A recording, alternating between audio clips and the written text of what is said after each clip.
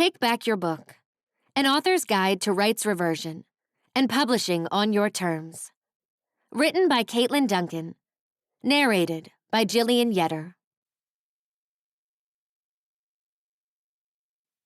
Introduction.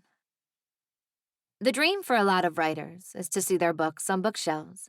We want to spot readers posting beautifully curated photos on Instagram with glowing reviews, and to hear how amazing our books are all across the internet. That's all well and good, but no pun intended here. Books have shelf lives, especially those published through a publishing house. The seasons of publishing with a large or small press turn over so quickly, and once your season has passed, then there's not much you can do for your book after that. Or is there? There are many clauses of a book contract that will affect your author career, but this guide is all about rights reversion. Why? It's a clause that can revive your book from the forgotten part of the shelf. Rights reversion allows you to grab that dusty baby of yours and clean it off for a whole new audience. The best part is, you will finally take control over the entire process. But I'm getting ahead of myself here. Let's start with who I am and why I'm so passionate about this topic. My journey. In 2009, I started taking my writing career seriously. I remember the moment my first book idea came into my head.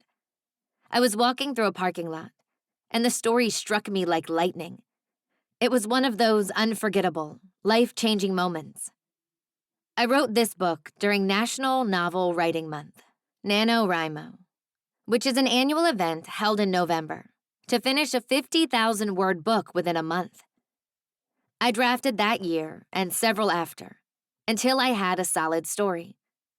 At this point, I was working full-time in the medical field and didn't put aside the time for my writing, other than in November for a few years. Shortly after NaNoWriMo 2012, there was a call for submissions for a new digital-first imprint of Harlequin UK. To caveat, I would never recommend submitting a book after NaNoWriMo, as most of the time a writer would have pushed through a first draft with little editing to win. But this was my fourth iteration of the book, and it was in fairly good condition. From that submission, the publisher reached out, and I had a phone conversation with an editor. Ultimately, they loved the book and wanted a 3-book series. It was an absolute dream come true. I asked all the right questions, and it seemed like a perfect fit. The 3-book contract, Contract 1, landed in my inbox, and I lived on cloud 9 for weeks. I did my due diligence, notice the quotes here, and sent the contract to a lawyer who worked with us on selling our house. Mistake number 1. I feel the winces and eye rolls. Hindsight is always 20/20. This lawyer did his best with the contract language, but as I came to realize, he didn't advise me of the nuances of a publishing contract, at least when it came to what exactly I was signing away. Proper knowledge about publishing is a must if you want to protect your books and career. Fast forward to spring 2013. My debut novel, Soul Taken, the first in a series, the Life After series, of 3 young adult paranormal books, was out in the world. I was over the moon and had the debut author glow all the way to the release of the last book in the series, which, incidentally, was less than a year later. Go Digital First Publishing.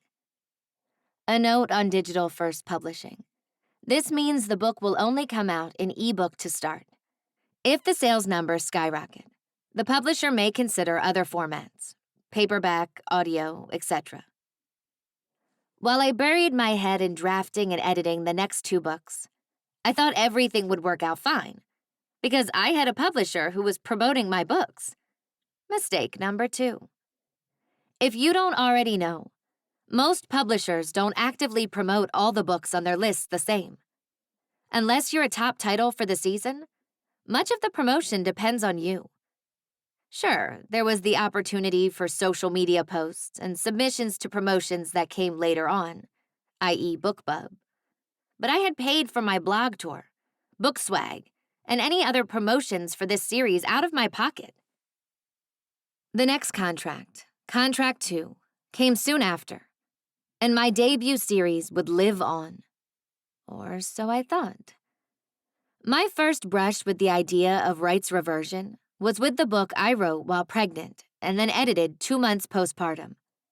Again, digital first publishing moves fast, but I would never recommend this for new parents because lack of sleep doesn't make a great book. It absolutely tanked within the first few months of release. When I caught up with my editor about the next book in the series, she suggested I move in a different direction with my genres. Instead of giving up, I asked for promotions to bring the book in front of new readers, but was told that maybe the book would have sold better if it was in a different genre. I'll let that settle in for a second. She said, my book might have done better, the book that was already published, if it was in a different genre, even though this book had gone through edits as a paranormal novel. To say I was dumbfounded was an understatement. This advice should have been given in the editing stage. Can you tell I'm still a little bitter? There's no use writing a book like this without honesty. For reference, that novel has sold under 100 copies in its lifetime. It's an absolute failure. No doubt the editor realized that and swiftly encouraged me to write contemporary novels with a dark twist. I had another book and a novella in this contract, so there was nothing I could do but move on. This was where my writer friends came to the rescue. I learned that this wasn't an isolated incident. Books that didn't hit the mark in sales were left to die at the bottom of the book charts. But no one loved those stories as much as we did. We wanted to see them thrive, but we had signed away all control. What could we do? One of those lovely humans informed me about rights reversion. Immediately, I flipped open my contract and found that buried treasure. I contacted the contracts department with a request to return this book to me at once. Mistake number 3. I swear I was nicer than that. The contracts department sent me a reply that I wasn't even close to the threshold amount of years that the book could fall under consideration of reversion. So there was nothing they could do. How dare they, right? That is a rhetorical question. Here's the hard truth. I signed this contract. My signature bound these terms to me and my books. I had to move forward, knowing that this book would fail, and there was nothing I could do about it. A year later, when my contract ended, my editor informed me that young adult was no longer an age range that they were publishing, which, in hindsight, probably assisted my process of rights reversion. My young adult option book idea was rejected, and its subsequent adult alternative, so I was contract-free for a bit. This was disheartening, but I saw it as an opportunity to get an agent and continue publishing my young adult thrillers. A few months later, a new editor at the same imprint emailed me, asking if I was interested in writing a book about mermaids, as they were the new trend. Up to this point, I had been ghostwriting for a few years, so I saw this as an opportunity to collaborate. They gave me a 3-novella deal, Contract 3. I hired a literary lawyer who pointed out clauses that I should work to get altered. The main contention points for me were the option clause and keeping audio rights. As an author with no agent, I had a lot of pushback from the publisher. With those emails filled with refusals to my requests, I felt ungrateful. They had given me the opportunity to write these books. So what right did I have to ask to keep some sub-rights and change clauses? It was the wrong mindset, which I know now. Books take a lot of time to conceive, write, edit, and promote. With digital-first publishing, most authors don't get an advance, and with my contract, I didn't see any royalties until at least 3 months post-publication. I signed the contract, and from that moment through to publishing the third novella, this took about a year to get them all out. Both editors, who wanted the books in the first place, had left the imprint. My champions were gone, and I was thrust upon other editors who weren't as passionate about these books. Can you guess what happened? Those books, again, tanked. That new contract meant a new option clause, which is an entire book in itself, but basically means that the publisher has first refusal to my next similar book. These differ wildly across the board, but mine wouldn't allow me to publish unless I gave them the book to check out first. As young adult was no longer an option, I gave them an adult Christmas novel that had lived in my head for years. They offered another 2-book contract, Contract 4, and as I'd built up enough confidence, finally, I asked to retain film rights, as Christmas movies aren't in short supply, and the royalty that I would have to split was too high for my comfort. Sure, this is a pipe dream, but why not? As I expected, they pushed back. But you know what? I had nothing to lose at this point. I knew enough about contracts that even if I gave them the option book, I could still refuse a contract. No one was more shocked than me when they agreed to let me keep those rights. Finally a win, right? At that point, I was energized to take control. So when the first book in my debut series came up for reversion, I took it. This winning streak didn't quit as they decided to revert the entire series, even though the second and third books' rights hadn't expired. Now I had 3 books that I had full control over. They were and still are the books of my heart, and I had to get them back into the world. But this time, under my terms. Once the books were down from all the retailers, I had to make a plan. I've never self-published before, and I wanted to research what others did. This time, Google failed me. Okay, the search engine didn't, but I couldn't find more than a handful of articles, most from 5 or more years prior, about what authors did after reversion. Did they republish these books? Drawer them? Give them away for free? What? I suppose the basic information about rights reversion in those articles hasn't changed, but I wondered if there was more to this story.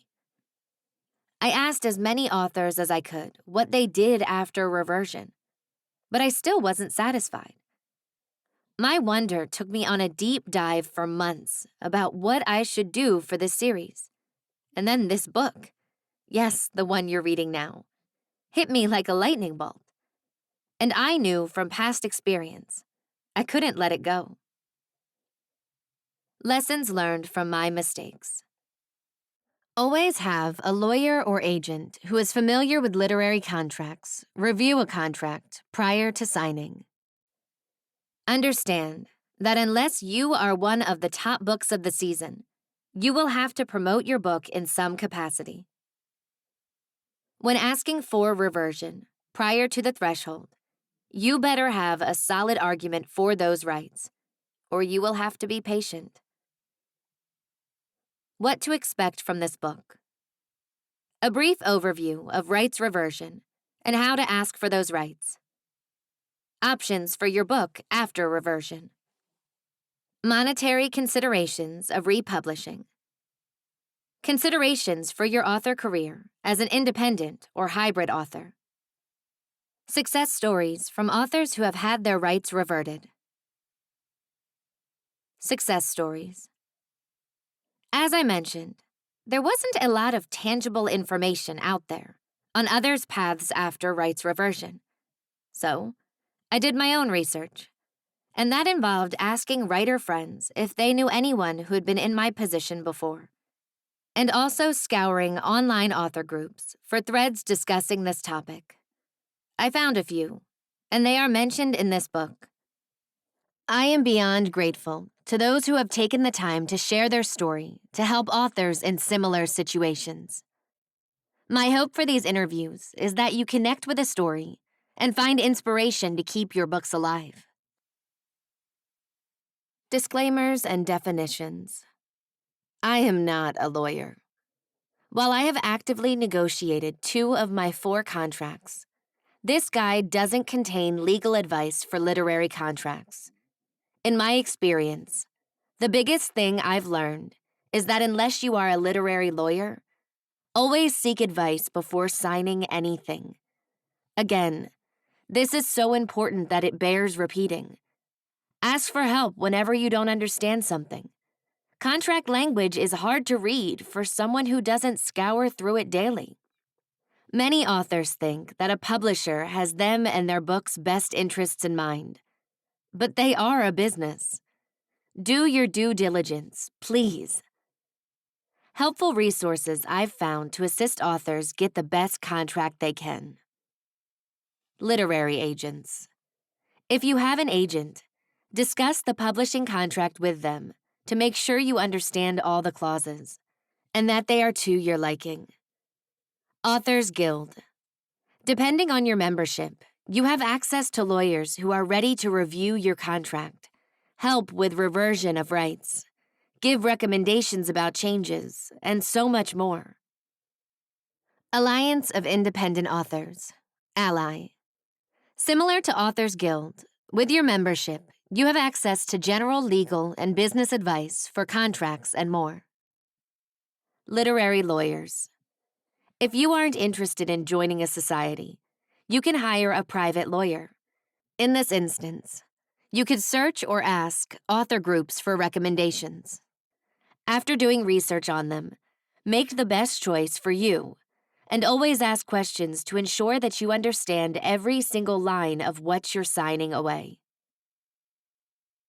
Publishers aren't bad. My biggest hesitation in writing this guide was that readers would think I was a scorned author who hated publishers. This is not true at all. This isn't a revenge story, but an empowering one.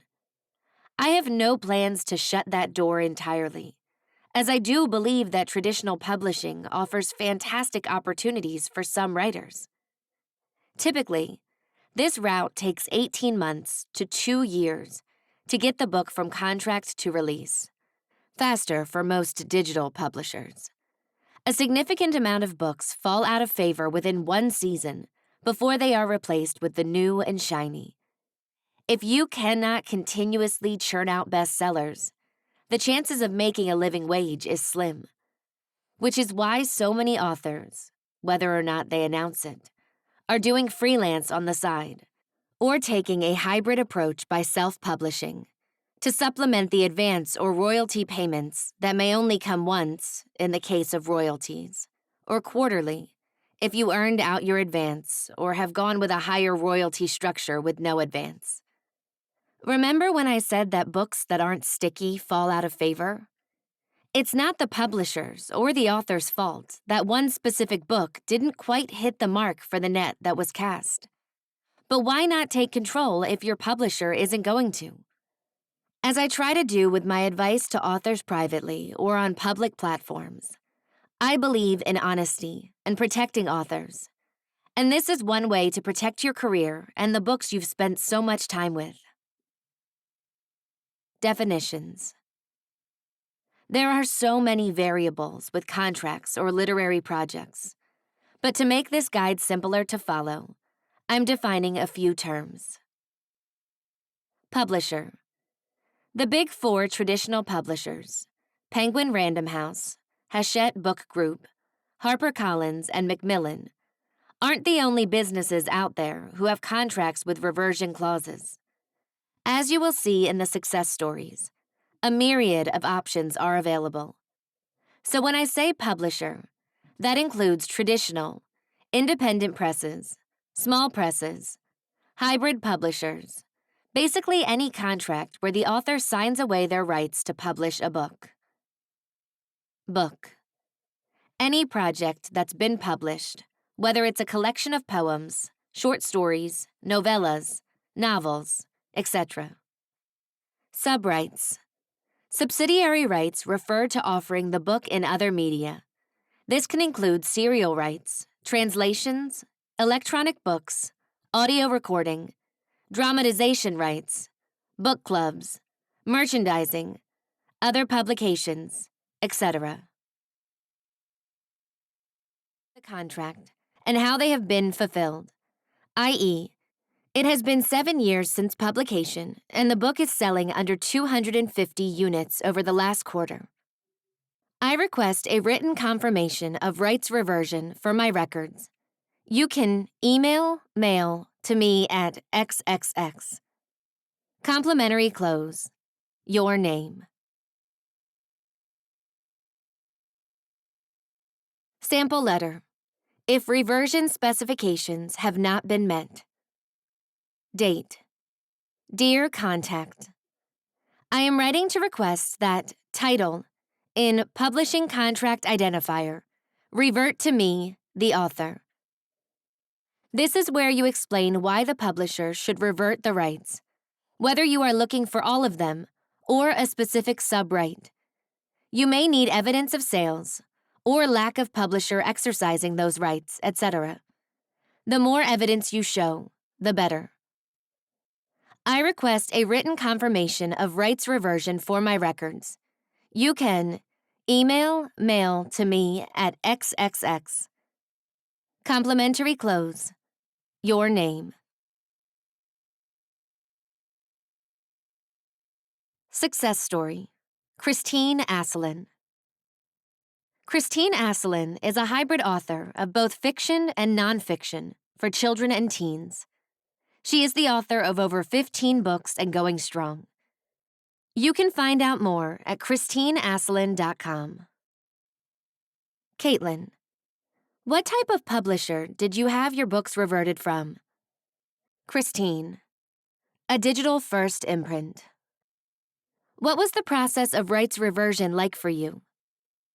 The imprint for my first YA novel, Any Way You Slice It, was Bloomsbury Spark.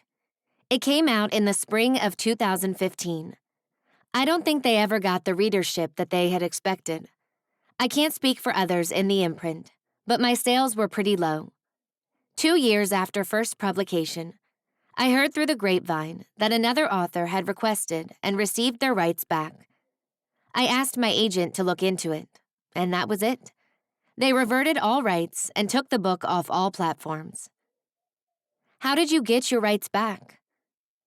My agent at the time did the legwork. As far as I can tell, it was an easy request. The imprint was no longer acquiring new work, and my editor had already left. It took less than 6 weeks to get permission. After reversion, what plan did you have for this book? I wasn't able to get the cover without paying, so I left the original cover with the imprint. I worked with a small indie press editor and graphic designer, shout out to Kate Conway at Wicked Whale Press, to create new cover art and design the interior layout. I did a few minor edits, but largely kept the book the same.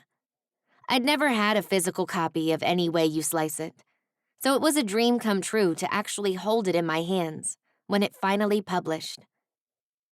I did a full re-release launch of the book in January 2018 and was so happy to be able to do that. What was the republishing process like?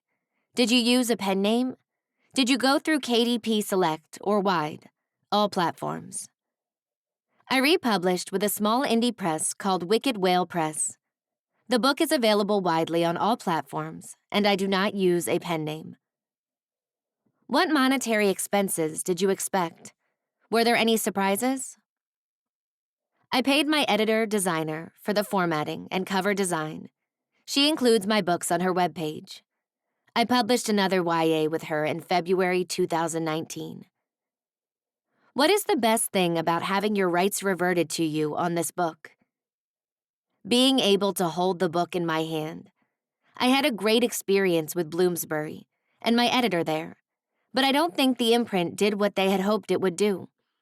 I loved being able to take it back and do the sort of launch that felt right to me. Any advice for authors who are going through rights reversion? I would say it doesn't hurt to ask. even if you think you're still under contract. What if your publisher doesn't grant reversion of rights? We can't discuss all the ways that you revert without talking about what happens when your letter goes unanswered, or the publisher wants to remarket the book. This isn't necessarily a failure, because if the publisher believes in your book enough that they want to work to sell more, then that's great. But that is also the risk when signing a contract, which is why it's so important to make sure you are 100% aware of this before signing. Unanswered request. If your publisher doesn't answer your formal request, this may need to escalate to someone else in the publishing house, imprint, your agent, or a lawyer, especially if the rights reversion period is over and fulfilled. You should fight for your book. With a lawyer, you may incur initial costs, but with the rights given back to you, you have the opportunity to make all that back and then some. The publisher wants to remarket your book. In my research, there have been successes and failures.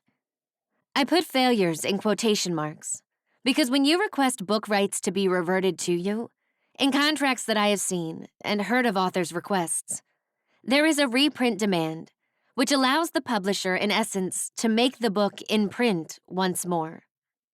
I've seen instances of publishers recovering books, changing book blurbs, and/or adding extra marketing to a book to keep out of the danger zone of reversion.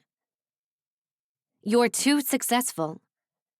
Another way that you wouldn't have the opportunity for reversion is that you are a successfully selling author. This could come in two ways. 1. Your book is selling well. Most of us are in this business to sell books, and if you're doing that, then congratulations.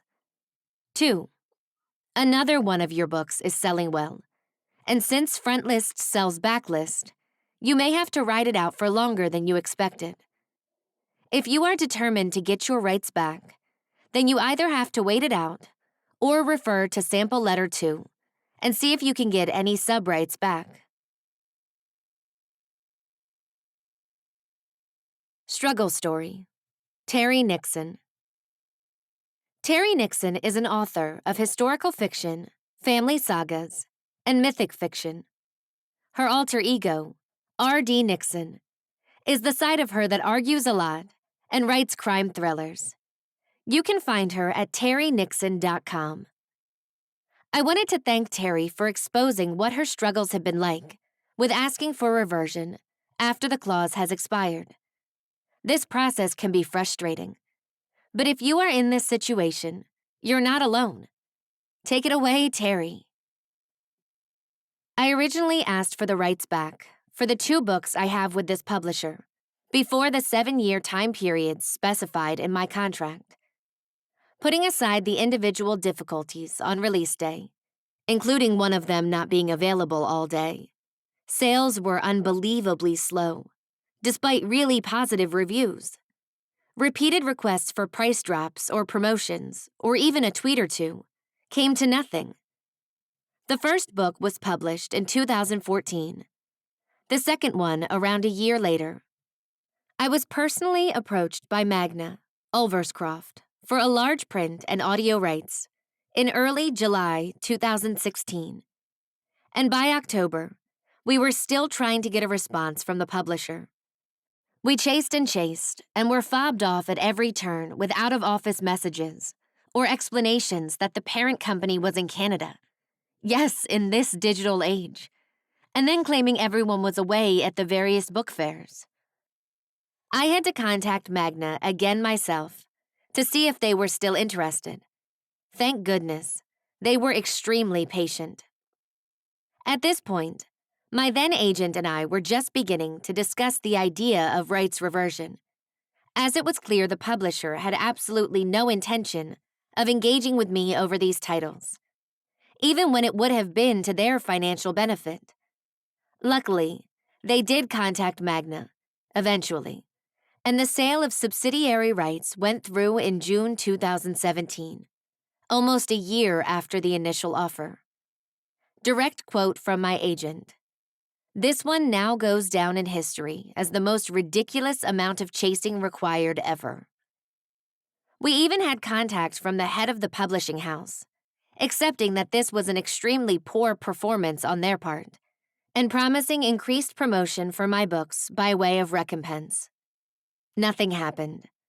My agent initially wrote to the publisher to let them know we were asking for the reversion rights on November 23, 2017. She stressed to me that this was only a request, as the publisher was not obliged to return them at this stage.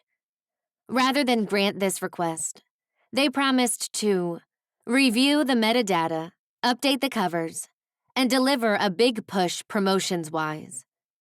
I agreed, and awaited the promised promotions and shareables, and waited a bit longer.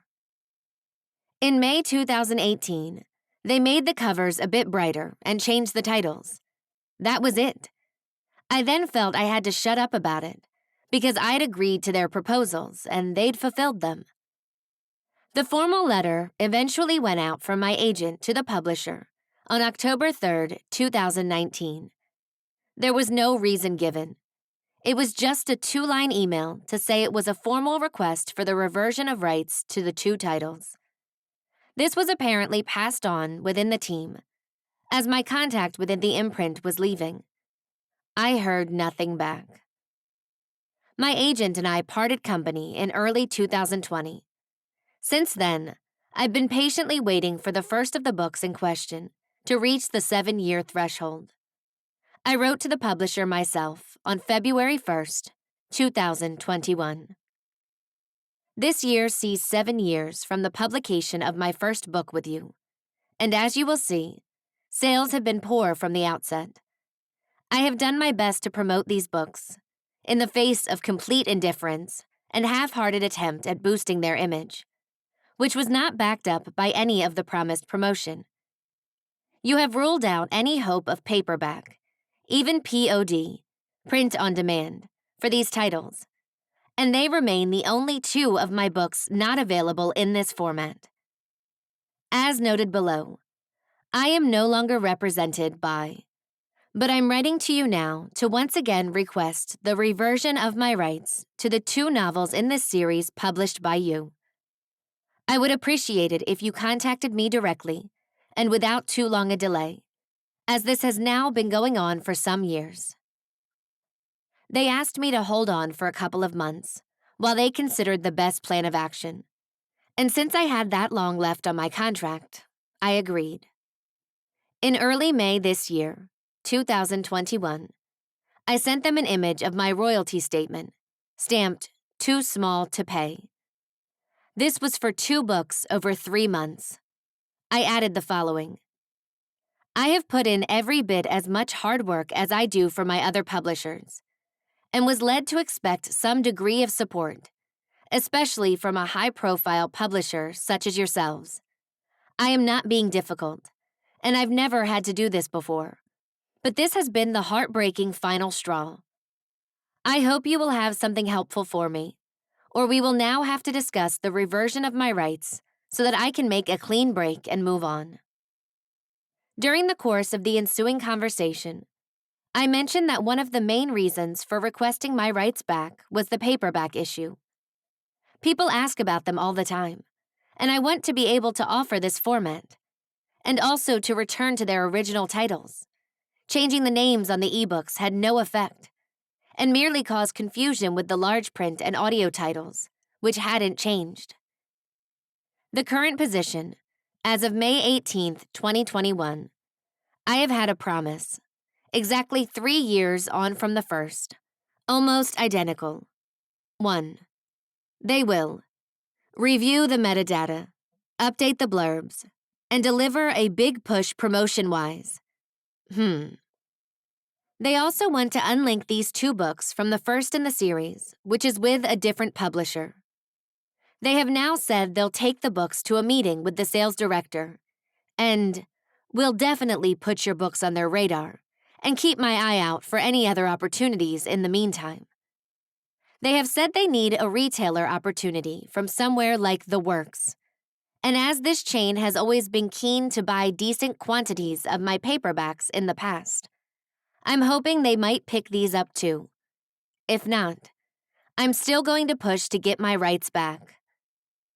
For anyone else in the same or similar situation, I would say that if you feel your publisher is underperforming, then you have the right to call them to account. A contract works both ways, and it's in their interests after all. They need to look beyond the shiny debuts and the next big things, and acknowledge people like us, who are still out there, working like mad to produce books for them to sell. What to do while waiting for rights reversion. Like most processes in publishing, this could take a while. On their end, they have to review the contract and hold meetings before either accepting the reversion or rejecting it. In the meantime, other than refreshing your email for their response, there are steps to prepare for their agreement. As most books are on Amazon, currently the largest online book retailer, you want to copy, screenshot, or print the blurb/summary of your book, product details, ASIN. This is Amazon's identifying number that will help link reviews from the previous version if you choose to republish the book. More on that soon. ISBN, all formats. The original publication date, print length, trim size. If available in print, get these sizes for paperback, hardback, large print, etc. Categories for all the formats you have available. All of your reviews. I will explain why shortly. If you are an author who doesn't read reviews, have a friend collect them for you. If you are wide, your book is available on all platforms. Grab the reviews from all the retailers and Goodreads. Once your publisher takes these books down, you will no longer have access to these details. I suppose you could ask for them, but after you break up with someone, there's a bit of awkwardness left over, which is usually better left alone. What happens after reversion? Take a moment to celebrate. The path for your book has opened up wider than ever, and you are ready to start on the next step of your journey. Now what? We're going to get to that soon, but first, a few housekeeping items. The first is I repeat, do not try to get this book published with another publisher. 9.99 times out of 10, it's not going to work. Once there is a sales record, copyright, any publication of a book with another publisher, no one wants to see it. Of course, I'm sure there are 1 or 2 books in history that have done this, but I haven't heard of them. And in this business, you can't come in expecting to be the unicorn, because even the unicorns don't expect that sprinkle dust until it magically grows their bank account. The reason you asked for your rights to be reverted was because of some deep-rooted unhappiness with your publisher that perhaps you can't explain, or maybe you can. Think about the times you asked for a change in the cover, or possibly exercising subrights, and you were denied or ignored. Remember that time where you didn't hear from your editor for 3 weeks on a simple question and had to chase someone else who had the control over your book? I'm digging deep here, and it's for a reason. I've fallen for it too. In the past, I metaphorically blindfolded myself while signing a contract because it was nice to feel wanted and validated. I even ignored the clauses of a contract that didn't seem quite right. But if a publisher wanted me, then they would take care of my book the way I would, right? Not always. That signature gives away most of the control you have over anything other than the actual words. Even those can be threatened by a vision that a publisher has for the book. Are we going to fall back into old habits? Now, I'm not saying that once you revert, you can't take part in another publishing deal. But not for this book. Take this as an opportunity to start fresh. The ability to ebb and flow with the publishing industry is to get your hands dirty with failing before you succeed, then failing a little more. Self-publishing may seem daunting and unattainable, but with the right amount of willpower and perseverance, that full-time author status will come eventually, with a much bigger reward. Publication files. Throughout any publishing process, especially those with a publisher, keep all your drafts of the book. This may seem obvious, but when you're faced with rights reversion and the prospect of creating the files for uploading onto book platforms, and you only have the first draft of your book in your possession, or have to pay out a significant chunk of money for the production files, you're going to want to tear your hair out. For me, as a digital-first published author, I'd see copy edits and then a final digital copy of my book, usually in EPUB format. There were no proofreading or formatting drafts that were available to me. A lot of authors post those pretty past pages online where it's their final say in changing anything in the book. Guess where those copies go? Back to the publisher. At that point, maybe they have the digital files for the version before that, but not with those final tweaks. I suppose some authors could translate them into the last version of the book they have, but I've never heard of anyone doing that. In the case of the Life After series, after Reversion, I asked about purchasing the production files, as stated in my contract. They agreed with a price. That cost on its own was affordable for one book, but for the set, it was obscene. Also, the cost of the files was more than double of what I made on the third book in the series. At that point, I already had a plan of republishing these books, and I felt that my money was best spent elsewhere on the production of these books, i.e., edits and covers. So keep your drafts. Even better, if you can have access to author copies of the digital files, you won't have to resort to a publisher squeezing as much dough stained with your blood, sweat, and tears out of the deal. Outstanding editions. Months after Soul Taken was reverted to me, I spotted my book still available on Apple Books. After a brief email to my previous editor, it was taken down within a few days. Sometimes it takes a little while for the books to completely come down, so I would recommend setting a reminder on your calendar to check all book retailers for your reverted books a couple of months later, and follow up with your previous editor or your contact at the publisher to remove them as soon as they can. Making decisions about the future of your book. You have the formal letter from your publisher that your rights have been reverted to you, and you've managed to either secure the production files or you cleverly have kept the most recent draft of the novel. Now you have some decisions to consider. Do nothing with your book.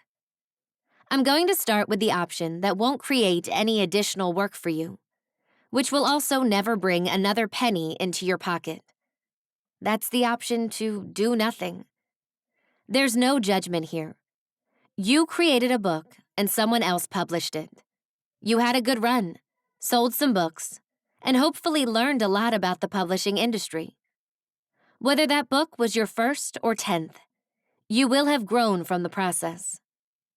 You might be at a tipping point where you're interested in heading in a different direction with your career, by publishing in another genre, or this book no longer fits into your plan. That's okay. You gained knowledge and experience. That's worth its weight in gold. There are so many people who want to write books and talk about it for years, and still don't have a book to show for it. You've accomplished something that they could not. Take pride in that. It's okay to take lessons learned and apply them forward to future projects. Minimal effort. Feeling confident in your work is an amazing thing.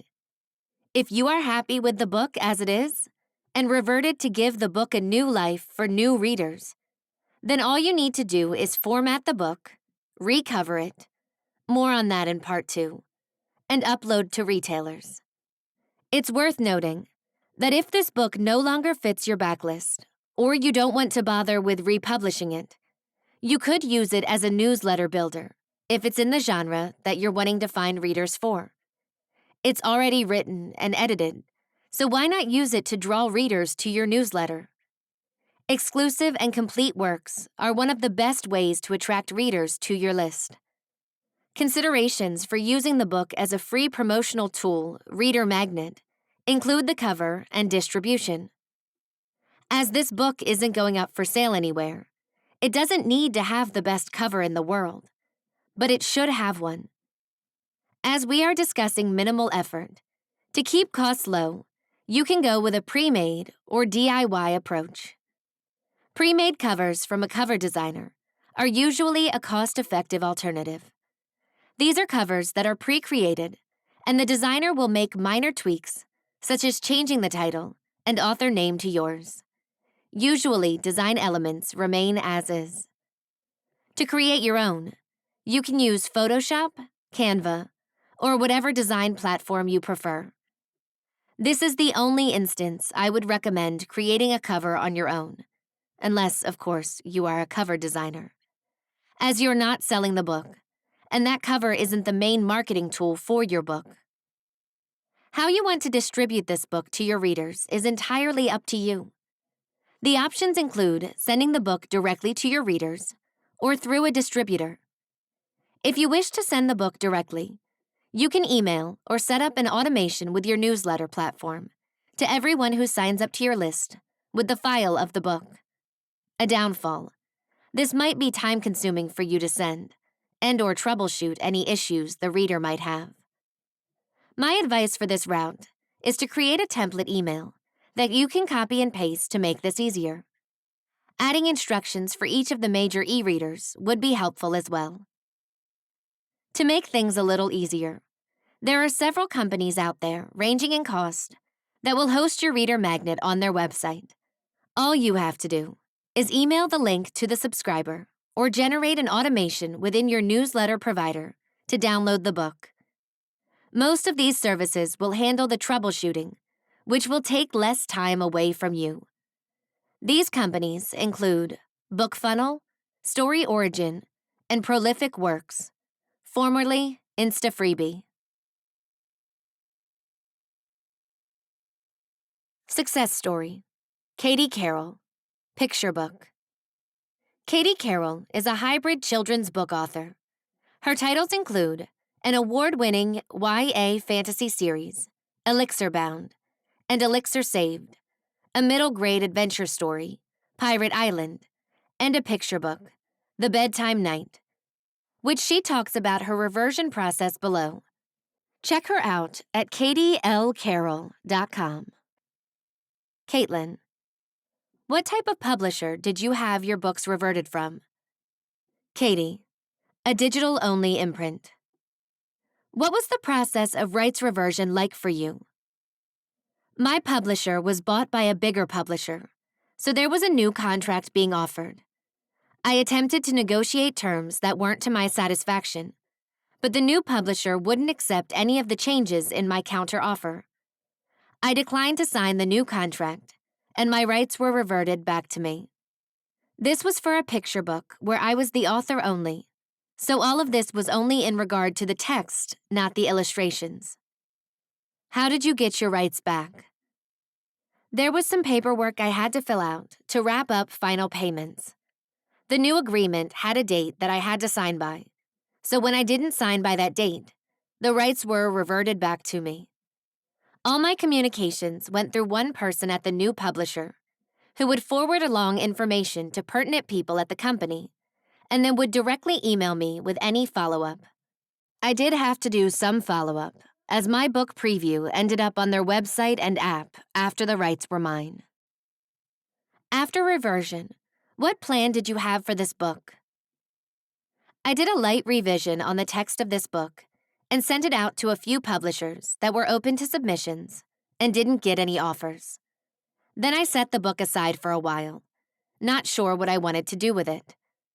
I would occasionally get inquiries from readers asking if that book would be available again. Eventually, I contacted the original illustrator and asked if she would be interested in selling me the rights to self-publish the book. We came to terms, and she wrote up a contract. So I purchased the rights to the original illustrations to publish it. What was the republishing process like? Did you use a pen name?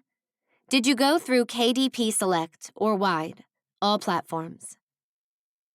I did not use a pen name, in part because the cover art already had my name on it. The process was very involved with the design of this book because I had to adjust the illustrations myself. The original digital book was text on left side and illustration on the right. I wanted to do a print version with the common 32-page layout, and this design didn't work well for that. When I did finally republish it, I went wide. What monetary expenses did you expect? Were there any surprises? There weren't any monetary expenses that surprised me, as this was the fourth book I self-published. It was all the design issues that cost me time with this book. What is the best thing about having your rights reverted to you on this book? I was always so sad about not having this book available to readers, and wondered if I should have just taken the contract when the publisher got bought out. But now that it's out and in print for the first time, I'm really happy that I did it on my own terms. Any advice for authors who are going through rights reversion? Don't be afraid to go with your gut feeling, even if that means walking away from immediate money or opportunities. If you don't feel good, not just cold feet nerves about terms, it's worth it to negotiate or to walk away. There will be other opportunities for a book you believe in, even if you have to make your own. Deciding to republish. You came to this section because you want this book to continue to work for you. There are several more questions to answer before deciding on the path you want for your reverted book. Let's reread that last part. Deciding on the path you want for your reverted book. Feels good, right? That control gets addictive. So be aware that once you go down the self-publishing route, you may never go back. Right now, you have the production files from your previous publisher, or the most edited draft that you have in your possession. Read the book. Download it to your e-reader of choice or print it out and read it. It may be years since you read the book, or you may be the type to reread your work every year on the anniversary of its publication date. No matter where you fall, this read-through is going to be different. Before flipping to that first page, put that publisher hat on. Think of the audience for your book. You may already have a clear idea of who your ideal reader is. But if not, read with them in mind. With all aspects of book production and marketing, keep this reader front and center. Now it's time to don your editorial glasses. For this first read-through, read the book from cover to cover without stopping to take notes. If you want to highlight your initial thoughts, I'm not over your shoulder watching you. But your goal is to note the condition of this book. Also, think about your vision for the story. Remember that character you loved that your editor made you cut? Maybe they come back. Or did a plot hole haunt you? Fill that in. Did a pop culture reference not age gracefully? Take it out or adjust it to fit current times. Now that you have all the possibilities in the world with this book, it's time to fix it. After you read the book, jot down all your ideas. I suggest keeping a running list in a notebook, on your computer or phone, or however you would keep notes during your routine editing process. Read the reviews. Remember when I mentioned to keep those reviews from retailer websites? Now it's time to pull them out. If you haven't, there are other places where reviews don't disappear when the book is taken down, that are ripe for pulling this feedback. Goodreads. I caution that this is a social platform for readers to express the extremes of their feelings about books, both positive and negative. Tread lightly. Blog tour. Many launch strategies for books involve a virtual tour element. Most of the time, the host will have a list of all the links on their website. Search for the participant links and pull those reviews. Trade reviews. If you are lucky enough to get trade reviews from the bigger publishing platforms, grab those too. Google. Outside of launch tours, readers have their own websites where they like to talk about books. Google your name plus the book title, i.e., Katlyn Duncan, Soul Taken, to find reviews from readers who took the time to read your book and talk about it on their website. Social platforms. Easiest to search, but like Goodreads, tread lightly. Instagram, YouTube, and TikTok. At the time of this writing, these are the platforms where a lot of readers hang out. The Bookstagram, Booktube, and BookTok communities are large and love to show off the books they love, and the ones they don't. Search for your name and title in hashtags. Take note on the positives and negatives about the book. As an aside, I understand that reading reviews is hard for a lot of authors. To be honest, I don't read any of mine anymore. After Soul Possessed came out, I went through a dark time after I read lower-starred reviews. Sometimes it would send me into a paralyzing phase where I couldn't even write. I understand critical reviews are a rite of passage, but there is also a real person attached to the author name. To circumvent this, I found that having someone else sift through these reviews for me was what I needed to take advantage of mining feedback for my books. A writer friend and I look at each other's reviews and find those lovely, shareable quotes for us to put on social media, and also search for any consistent critical feedback from readers. There is no personal attachment when I'm reading her reviews or vice versa, which makes it a little easier to handle when the criticism inevitably comes. Read between the lines. Right now, you have all the reviews, or your friend has curated them for you. Rank the reviews by best to worst, or the opposite if you are feeling particularly strong that day, and look for the following. 5-star reviews. These are where true fans are made, or these are your most supportive family and friends. These readers enjoyed the experience of reading your book so much that they want to shout it from the rooftops. This is where you can pull quotes for shareable images. But remember, you still have your publisher hat on. Did these readers love the characters, the plot, the relationships, the escapism? Do you feel the same rush of excitement after reading the book for these aspects? These reviews are also mood boosters. When I'm feeling somewhat low in the drafting or editing trenches, I pull these up, and I know that I am not a complete fraud. 4- and 3-star reviews. The real goods are in these reviews, and you will spend much of your time with these because they will have that critical feedback that you can use to improve your book. I lump these together because in a 4-star review, you may be able to parse together why they didn't give you that last glowing star. These readers will tell you what didn't work for them, and sometimes at great length. For example, if you wrote a romance novel and the reader was unhappy that the couple ended up together, this might not be the book for them, as they don't appreciate genre standards. But if your romance reader is upset that you broke their trust by not following through with a specific trope that you set up earlier in the book, or she felt the ending was rushed, those are important editorial notes and potential fixes. 2- and 1-star reviews. I don't find these reviews particularly helpful, since most of the time they are mean, and even more so, these readers are not usually your audience. Information you can find from these readers is that if the book has more of these reviews than the higher star ratings, then there may be something inherently wrong with the book. Whether that's with the story, grammar issues, or issues with how the publisher marketed it, i.e. a story marketed as steampunk when its core lies with dystopian. Once you have gathered the feedback, skim through it with the distance you should have as a publisher.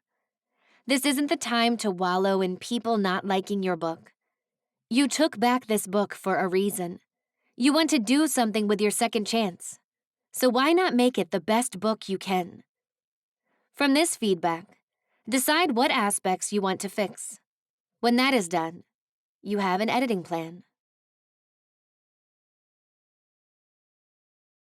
Success story. Madeline Dyer. Madeline Dyer is an award-winning young adult author of dark and twisty books. Her books include the Untamed series, the Dangerous Ones series, and Captive, a poetry collection on OCD, psychosis, and brain inflammation. You can find her at madelinedyer.co.uk. Katlyn. What type of publisher did you have your books reverted from? Madeline. An independent small press. What was the process of rights reversion like for you? The publisher closed, but all the authors ended up having to individually request that our rights were reverted. How did you get your rights back? I mailed a formal letter to the publisher, as stated should be done in the contract, and also an email. It was quite a few years ago, and I believe it was the email that they replied to a few days later, confirming rights had reverted to me. A year later, the letter I'd mailed was returned to me unopened. It had become a very stressful process, because prior to the publisher announcing they were closing, they'd stopped paying royalties, which are still outstanding years later. So several of us authors were already worried and stressed by this.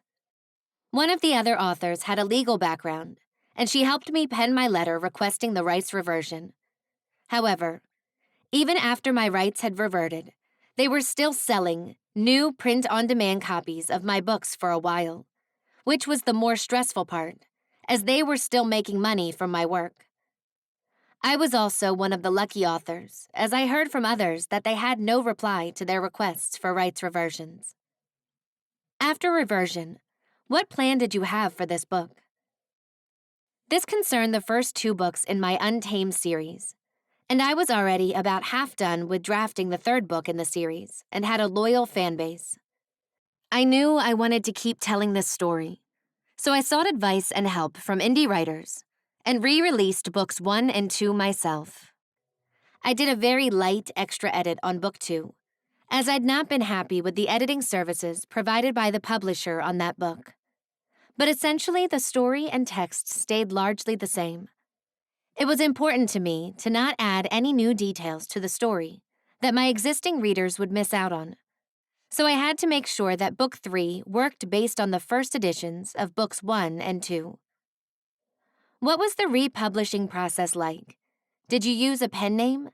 Did you go through KDP Select or Wide, all platforms? I launched the books wide, across all major e-book and paperback retailers. What monetary expenses did you expect? Were there any surprises? I covered the costs of the new cover design and interior design, as well as buying the ISBNs and registering them to my own imprint, Ineha Press. I invested a bit in marketing too, and really hyped up the relaunch. I was lucky that I was able to hire an editor for book 3, who just so happened to have already read book 1 in the series when it was first published by the publisher. What is the best thing about having your rights reverted to you on this book?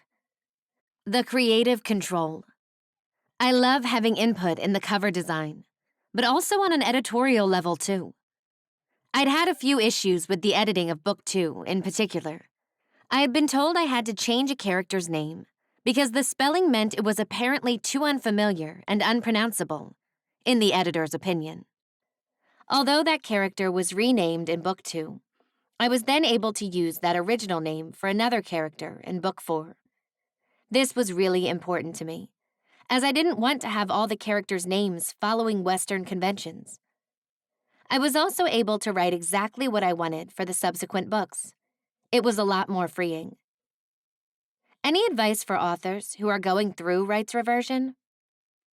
Definitely check your contracts and know exactly how you need to request rights reversion, and also to know what exactly the publisher can claim ownership to. There was one point where the owners of my former publisher were claiming that they own the edited versions of our books, and if we wanted to republish them, we'd have to go back to the first draft we sent them and edit it afresh from there, meaning all the developmental, line, and copy edits would have to be redone, so we had sufficiently different stories. This seemed ridiculous, as it would have meant huge changes to the plot to make it different enough, and I was very stressed by this at first, as I had readers already waiting for the third book. I couldn't rewrite books 1 and 2, taking them in a whole new direction, and I didn't want to. One of the publisher's editors later confirmed that this information the owners had been giving us was incorrect, and that we could use the final versions of our books after all. All the publisher could claim ownership of were the covers and interior formatting, though this only applied to some books, as it turned out there were issues over the designers not being paid too, just like the authors and editors. Completing a light edit. A light edit may involve as little as fixing a few typos, bringing the dialogue and/or prose to the writing level you're at today, while preserving most of the story. In the instance of Soul Taken, the first book in the Life After series, this book is my baby. I will forever love the story. After Reversion, I didn't want to change much about it, but I worked on deepening descriptions, making world-building clarifications, and tweaking dialogue to make my characters more rich. Since it had been 7 years from publication, I worked with my editor on a developmental edit. We treated this like critique partner feedback and a line edit. There wasn't much in terms of development, but it really focused on clarifying the story for the reader and picking out world-building inconsistencies and issues. After her, I worked through another edit for myself, and then did an in-depth grammar check with Pro Writing Aid. This picked up even more style and grammar issues. Then I sent it to a proofreader to highlight the last of the issues before calling it a final draft.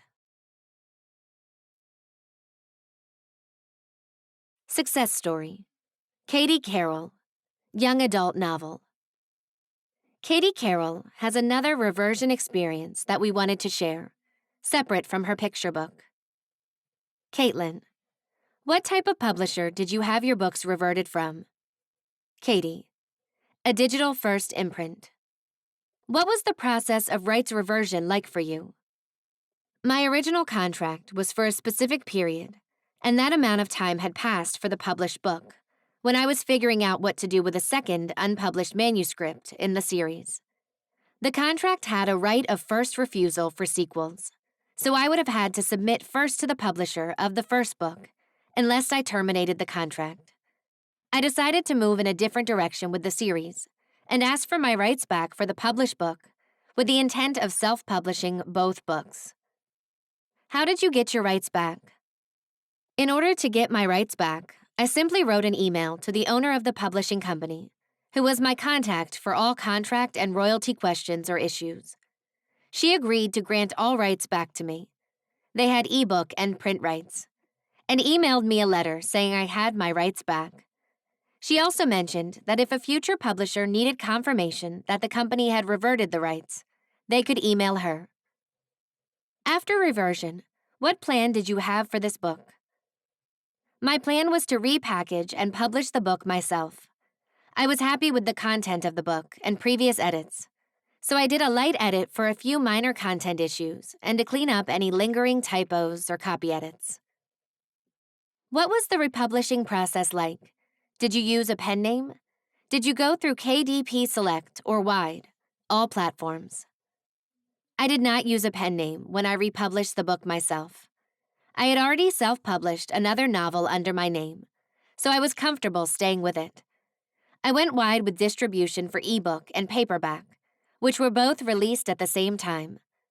I wasn't able to publish under the same cover, but that was okay, because I wanted a new cover to rebrand.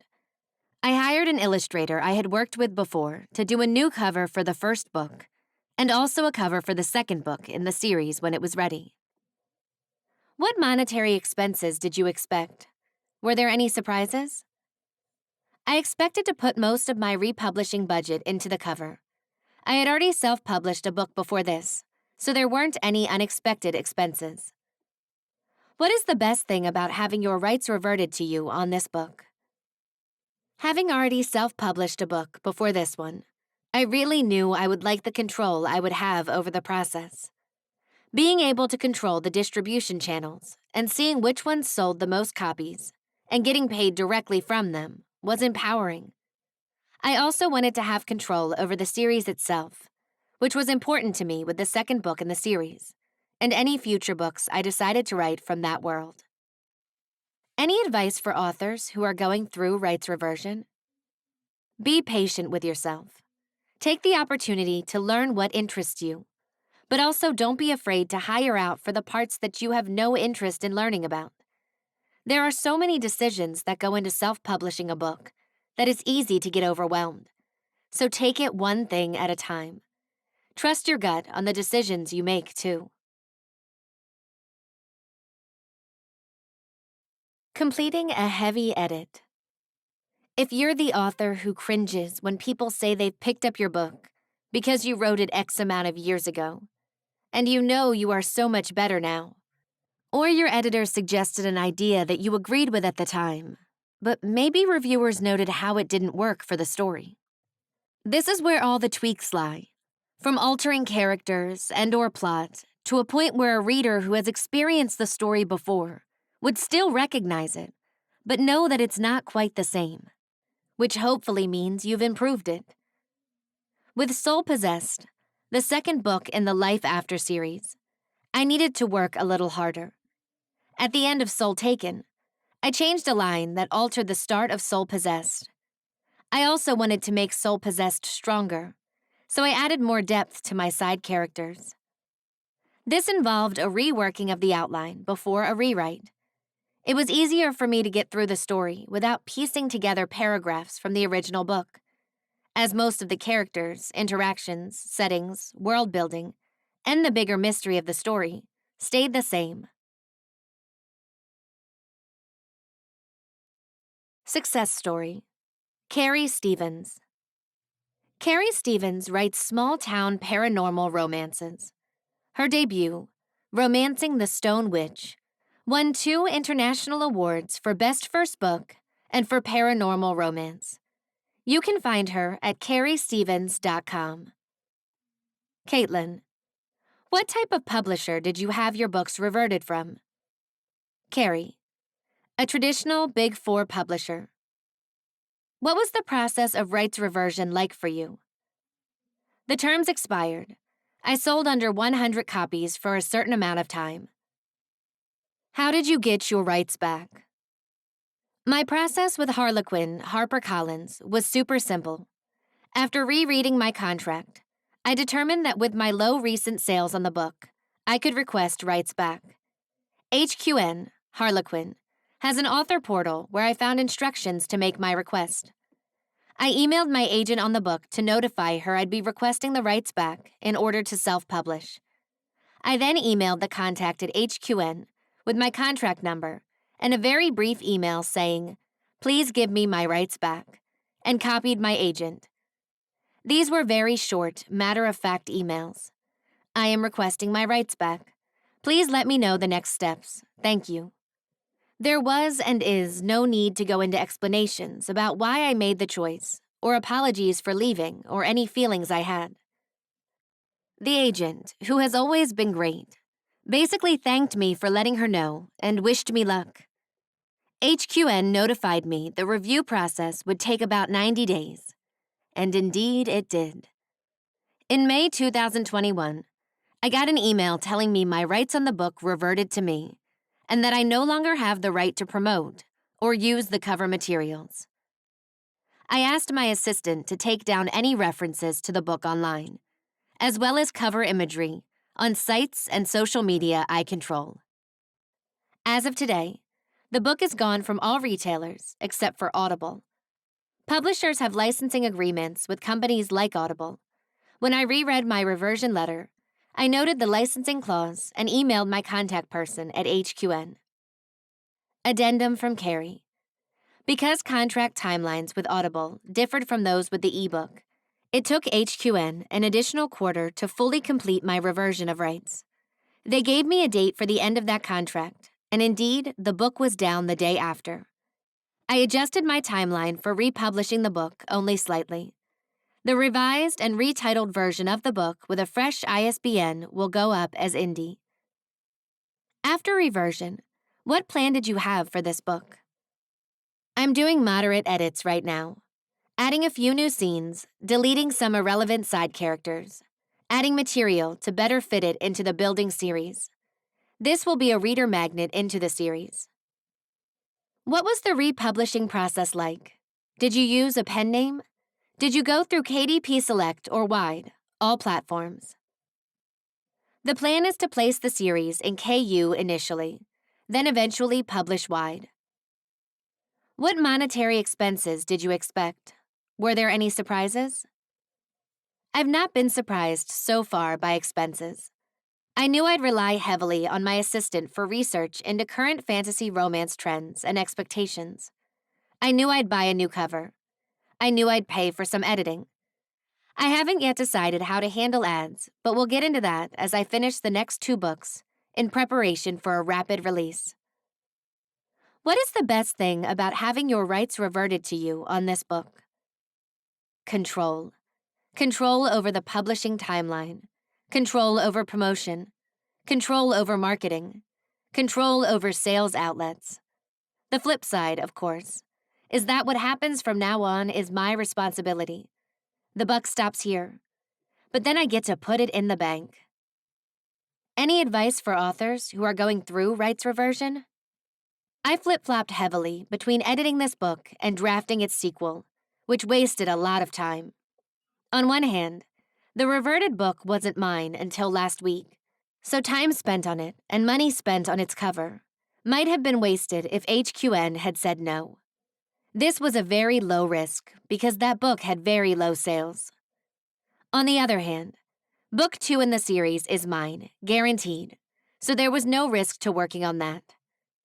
If I had to do it over again, I would have just made one decision and stuck with it. Both choices are valid, but I could have saved myself some angst. Complete rewrite. This is the polar opposite from doing nothing and putting the book in the drawer forever. This is as close as you can get to throwing all the words away, but I'm sure you'll keep some of the A's, ands, and thes. The original seed of the story remains, but it is a stark contrast from the original. This is where that reader who bought the book 7 years ago picks it up again and maybe recognizes the character names, if you left those alone. But the story is entirely new for them. It's also the most expensive option when it comes to money and time. This may seem overwhelming, but you have to really love this book and want to see it polished and available once more to the reading world. If you've made proper notes during your read-through, hopefully you are excited to implement them and shine up the story to its best potential. As of writing this book, I haven't started working on the production of Soul Betrayed, the 3rd book in the Life After series yet, but I have a plan. This book needs an overhaul. When I reread it, there were so many instances of me struggling to wrap up storylines that it was rushed, and to be honest, I only want to keep the beginning and ending. This is going to involve a new outline, draft, editing, the works. Rights reversion, review and actionable steps. Actionable steps for the contracted author. If you want to republish, keep an eye on those reversion terms. Mark them in your calendar, or set a reminder on your phone for when they expire. Prepare your reversion letter ahead of time to get ready for the day they revert to you. Track sales from royalty reports to build your case for reversion. Note the contact at the publisher to send the reversion letter. If you are interested in signing another contract with a publisher, pay close attention to the reversion clause. Work with your agent or lawyer to get the terms to where you need them to be. Ensure that you keep and file all the versions of your book as you go through edits. After reversion, inquire with the publisher about cost of production files. Gather the book's production files. Decide if and how you want to republish the book. If republishing, read the book as a publisher. Read the reviews. Create an editing plan. Decide which type of edits you need for the book. Actionable steps for the hopeful contracted author. Acquire a professional to review the contract before signing. If you sign away your rights, save every single iteration of your book. Actionable steps for the on-the-fence author. Connect with other authors who were with publishers and ask about royalty rates, option clauses, and reversion clauses. Inquire about how much control they have over their books. Question yourself about what rights you want to have for your book, and hopefully that will help you decide. Part 2. The Path to Self-Publishing. With self-publishing, there are a lot of choices to make, since there is no longer someone else to make them for you. Throughout this time, I reached out to my amazing group of writer friends who've been there to help me, along with researching every facet of independent publishing. The biggest choices for this process involve money, and the ranges vary depending on who you hire and for what. I'm going to start with covers and editing, as those will most likely be the largest part of your budget. Covers sell books, and once you get the reader, the polished interior will keep them hooked and hopefully create a lifelong fan. Cover design. With all the publishing options discussed, most of the time, you will have to get a new cover. Bigger publishers have internal art departments who create covers for their authors, which gives them ownership over the artwork. Even if the cover was outsourced by the publisher, licensing of images and/or illustrations may get a little tricky and aren't usually offered to the reverted author. But there's no harm in asking. If you get the cover back, fantastic.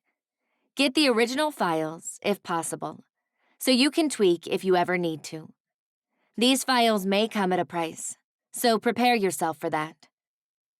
If you don't like the cover your publisher chose, or they refuse to give you the rights to it, you will need a new one, which means you will have to purchase a pre-made cover or have one custom designed for you.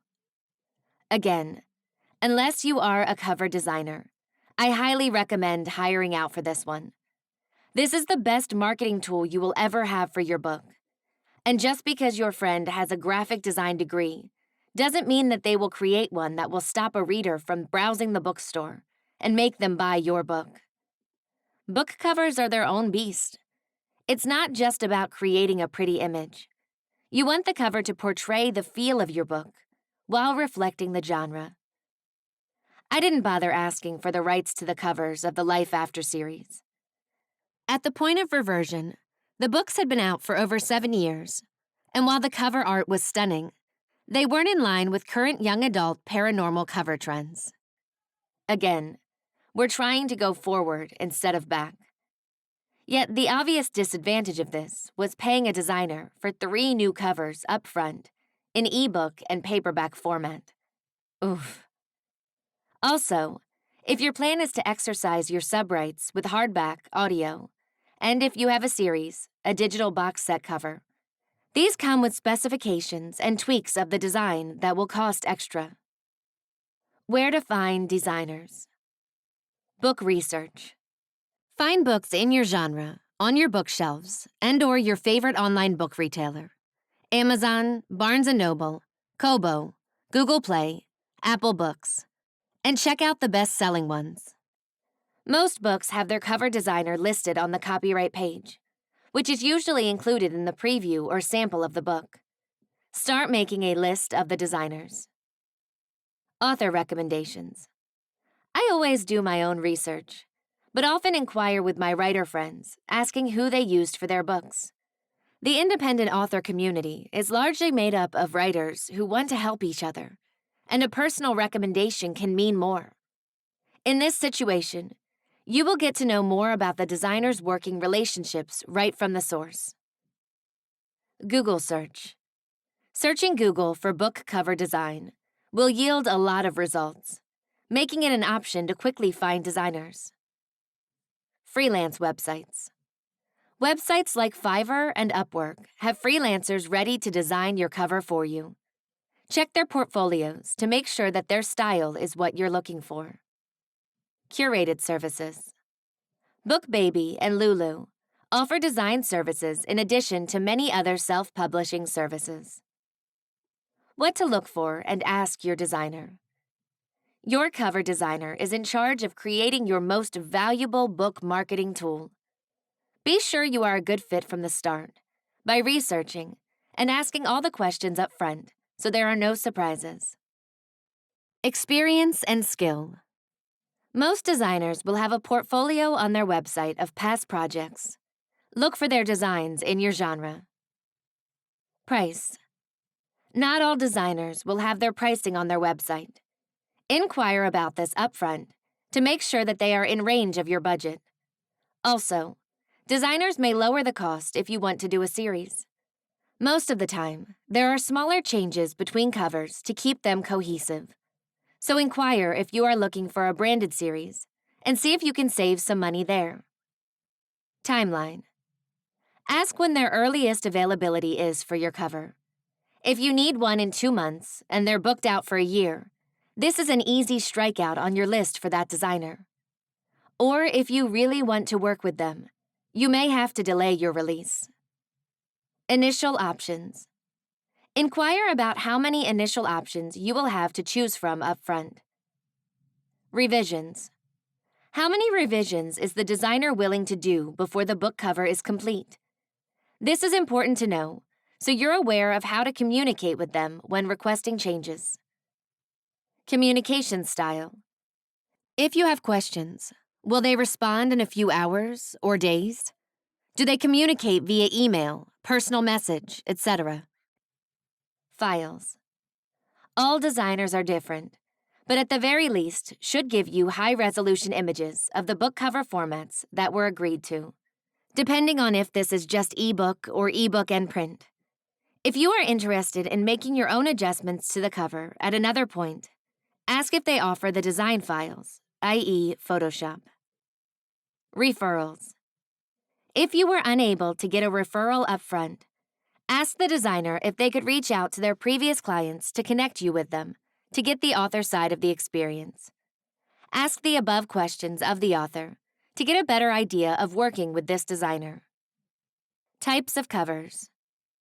Pre-made covers. If you have a tight budget, a lot of designers offer pre-made covers. This is where the cover is already made with the design elements, image, title, author, tagline, font, and you have the designer change the title, author name, and/or tagline to yours. The amount of changes would depend on the designer's specifications, which is usually listed on their website. I've seen these types of covers range from $50 to $200+. Customized covers. These covers are designed specifically for your book. They will be the more expensive ones, ranging from $150 to $2,000+, depending on what you're using for images. Licensing of stock or custom images, illustrations may add to the cost. The experience that I'm most familiar with, and most of my writer friends as well, is filling out a form or survey from the cover designer based on questions that try to depict the feel of your book, as most of the time the designers will not read it. This is similar to an art sheet that the editor at your publisher may give to an art department or a freelance designer. Questions can range from the broad strokes of the book, asking about genre and the summary of the book, to more specific. Which covers in your genre do you like?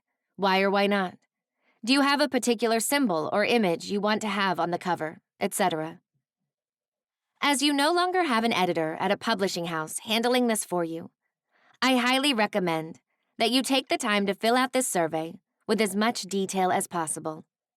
This will help the designer create an option, or multiple options depending on the contract, that will sell your book with one look. Hiring and working with editors. Until now, your publisher has most likely handled hiring and working with your editors. The editors you use now will depend on your budget and what type of edit you want to do. Developmental editors. Developmental editors work on the story as a whole, that big picture work. They will look at the plot, characters, pacing, tense, and style of the story. Depending on the editor's style, they may give a report based on these elements, and/or work within the document to note these suggestions. In my experience, these type of edits would come from the editor who bought the book at the publisher. You may have gone through several rounds before moving on to the next stage of editing. This editor will most likely not focus on the line-level edits, so give them the most polished version of your book so they can focus on what they're supposed to do. I expand this advice to every point in the process when you're working with editors. If you are happy with the higher-level view of your book, as at this point, your reverted book would have hopefully gone through edits at your publisher, you can call on writer friends, critique partners, to focus on these big picture edits. I found that working with critique partners sped up the process with my editor, as I had resolved a lot of the bigger issues prior to giving them the book. Line editors. Line editing focuses on what its name suggests, the line-level writing. This editor will look at sentence structure and language of the piece, along with pacing and flow of the book. Before working with a line editor, ensure that you are happy with the developmental type edits, whether you use an editor or critique partners, as they will most likely focus on line-level editing. It would be a waste of time and money for them to work on sentence structure and pacing if you have a massive plot or character issue that needs fixing. Copy editors. Typically, copy editing comes after line editing. This editor will focus on the mechanics of the line-level writing, such as spelling, grammar, punctuation, and typos. This is the last line of defense before a proofread. Proofreaders.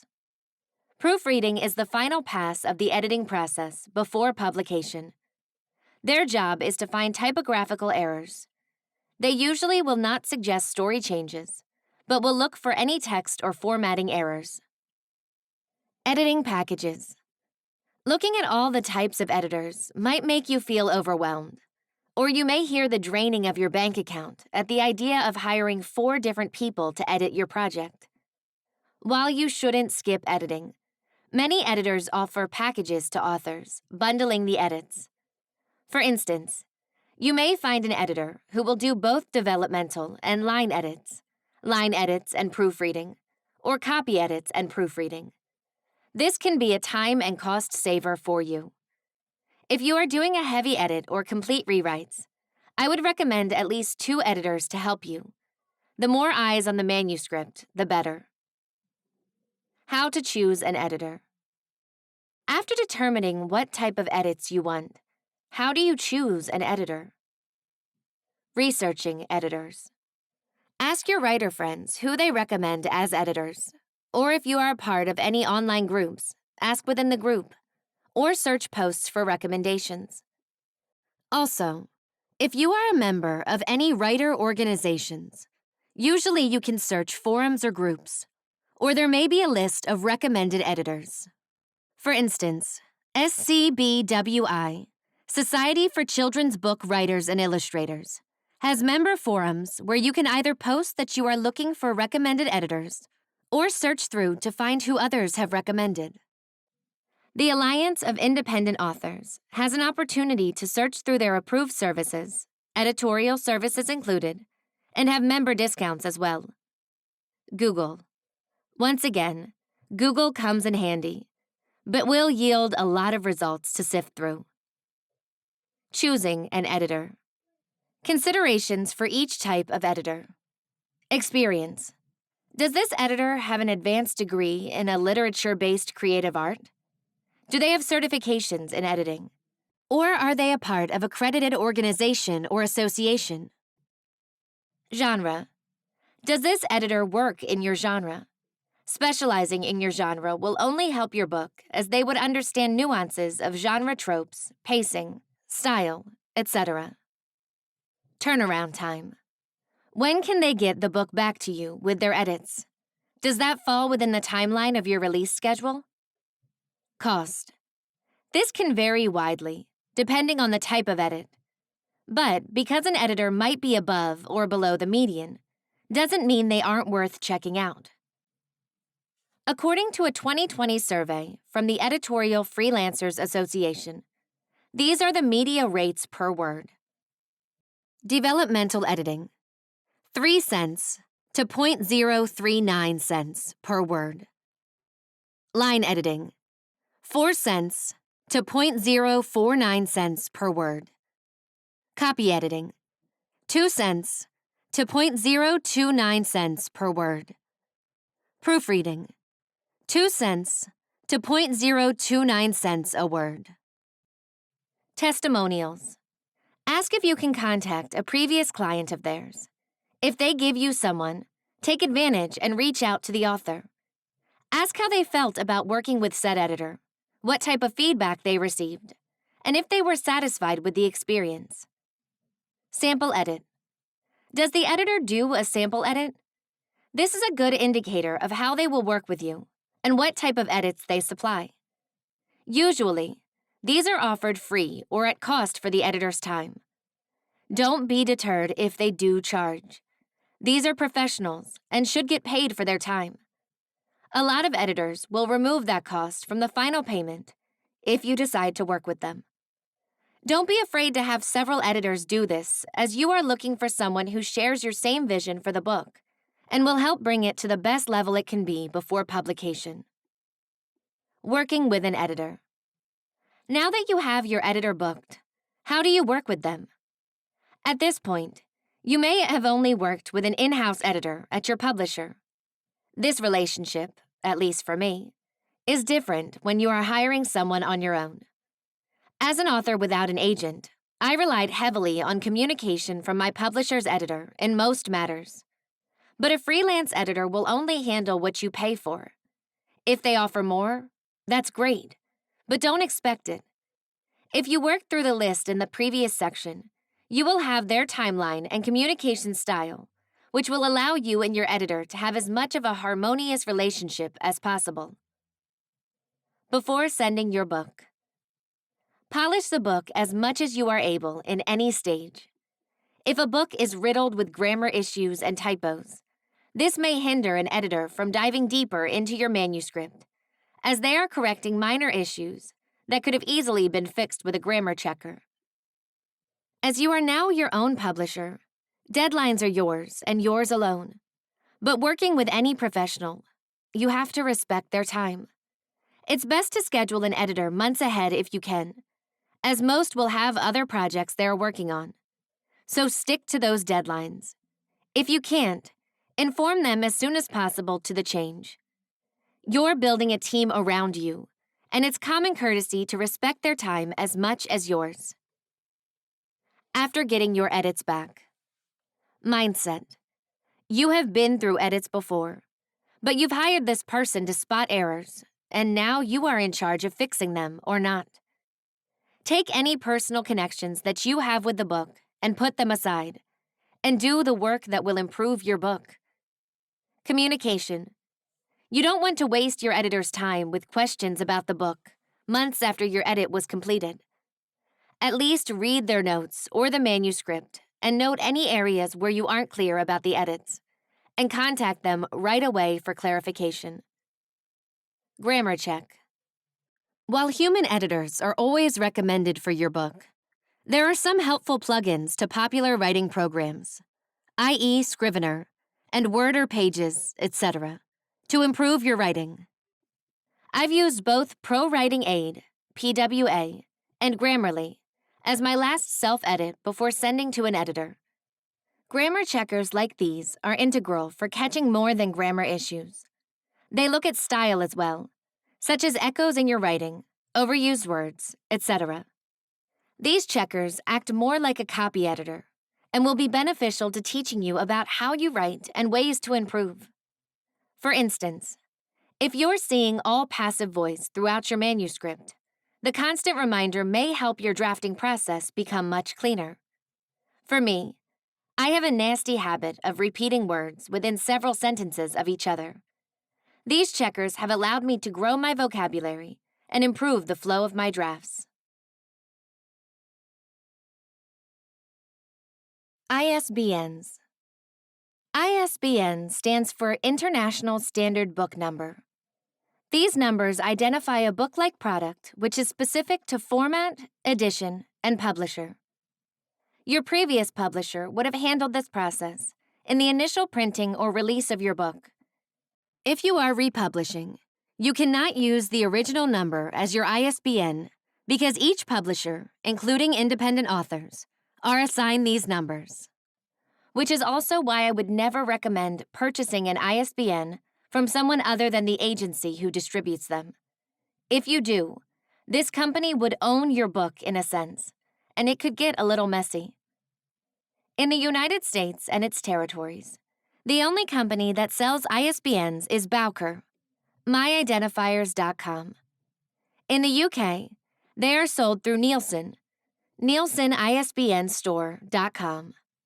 In Canada, you can get an ISBN for free. If you are outside of those territories, please research where you should find ISBNs based on your country. A simple Google search for your country, ISBN, should locate it quickly. For the countries that sell ISBNs, you may have the option to buy one at a time or in bulk. Most of the time, the bulk costs are much lower than purchasing the single. If you are republishing only one book, I would spring for a package that handles at least 5+, so you have the option of getting your book in as many formats as you want, while being as cost-effective as possible. If you want to keep your upfront costs minimal, there are options for free identifying numbers on specific platforms. Amazon, KDP, Kindle Direct Publishing, provides a free identifier for ebooks called an ASIN, Amazon Standard Identification Number, and they offer a free ISBN for print books. Barnes & Noble and Draft to Digital provides a free ISBN to publish your print book. Ingram Spark. As of the writing of this book, Ingram Spark offers free ISBNs for U.S. self-published authors. Kobo, Apple Books, and Google Play are ebook distributors only, and providing an ISBN is optional. Pitfalls of free identifiers. You can't take this number to another platform. For instance, you can't take the KDP free print ISBN and use that at Barnes & Noble or vice versa. Using a book platform's number will list them as the publisher of the book. While they don't have a claim on your book, if you want to appear like a professional and legitimate publisher from the onset, I recommend using your own. Once you use an ISBN, free or purchased, you cannot change it unless you create a new edition of the book. For the Life After series, I purchased a bundle of 100 ISBNs. From the outset, I knew I wanted consistency on all the platforms, so I needed one ISBN per ebook, +3, one ISBN per paperback book, +3, and eventually I want to put the series in audiobook, +1 to 3. I'm unsure if I want to publish the audiobooks in a single or set. Already that brings me close to the smallest package, which is 10 ISBNs. As I am planning to publish many more books, purchasing the next highest bundle was the obvious answer. The 100 ISBN package drives the price down to $5.75 per ISBN versus the 10 ISBN package, which is $29.50 per ISBN, and the 1 ISBN, which is $125. These prices are reflective of the time of writing. Formatting your book. Have you ever read a book where the lines were broken up mid-sentence or the indents weren't consistent? It's uncomfortable and frustrating to read, isn't it? That's formatting. FYI, some publishers carry a copyright for interior design, so double-check with them before republishing your production files. Along with good editing, you want your book to look as professional and easy to read as possible. Typos and bad formatting will make a reader put down your book, no matter how fantastic the story or information is inside. There are options for doing this yourself for free, or some paid programs to help, along with hiring a formatter. This all depends on your budget and time. If you are willing to learn how to do it yourself, then you can update your books whenever you want and only pay with your time. Or if you don't have the time, but have the money, hiring a professional formatter makes sense. A lot of them have design experience and can really enhance the look of your book. Formatting yourself. This is not a comprehensive list, as new formatting tools are popping up each day. But at the time of this writing, these are the top contenders. Free options. Google Docs or Pages, Mac. You can format both ebook and print using these options. Draft to Digital.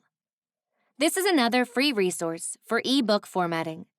It's a fantastic tool for those with a tight budget, and you don't even need to upload your book using D2D if you use it. Kindle Create. This free tool gives you the opportunity to create a formatted and publishable file for Kindle Direct Publishing, for both ebook and print. Paid options. Microsoft Word. With an Office subscription or a one-time fee to download to your computer, you can format in Word. There are many templates and online tutorials to help figure out the nuances of the program. You can format both ebook and print using this option. Scrivener. Many writers use Scrivener as a drafting tool, but it can be useful as a formatting tool for ebooks and print. Vellum. With Vellum, you can format both ebook and print books, depending on which plan you purchase. The downside is that it's only for Mac users, or you can work with Mac in Cloud on a PC. Adobe InDesign. This robust tool will allow you to create a uniquely formatted book, depending on your experience with design. You can do both ebooks and printed books. Atticus. At the time of this writing, Atticus is still in a beta testing phase, but it's a formatting tool available for Mac and PC users for both paperback and ebook. Hiring a formatter. Research. Use the same steps and questions from how to choose an editor. Private freelancer. Like editorial services, you can work with a private freelancer, or many editorial freelancers offer formatting as a package within their services. Freelance. Freelance websites like Upwork and Fiverr have budget-friendly options for formatting novels. Working with a formatter. Ask what their process is like with turnaround time and with revisions.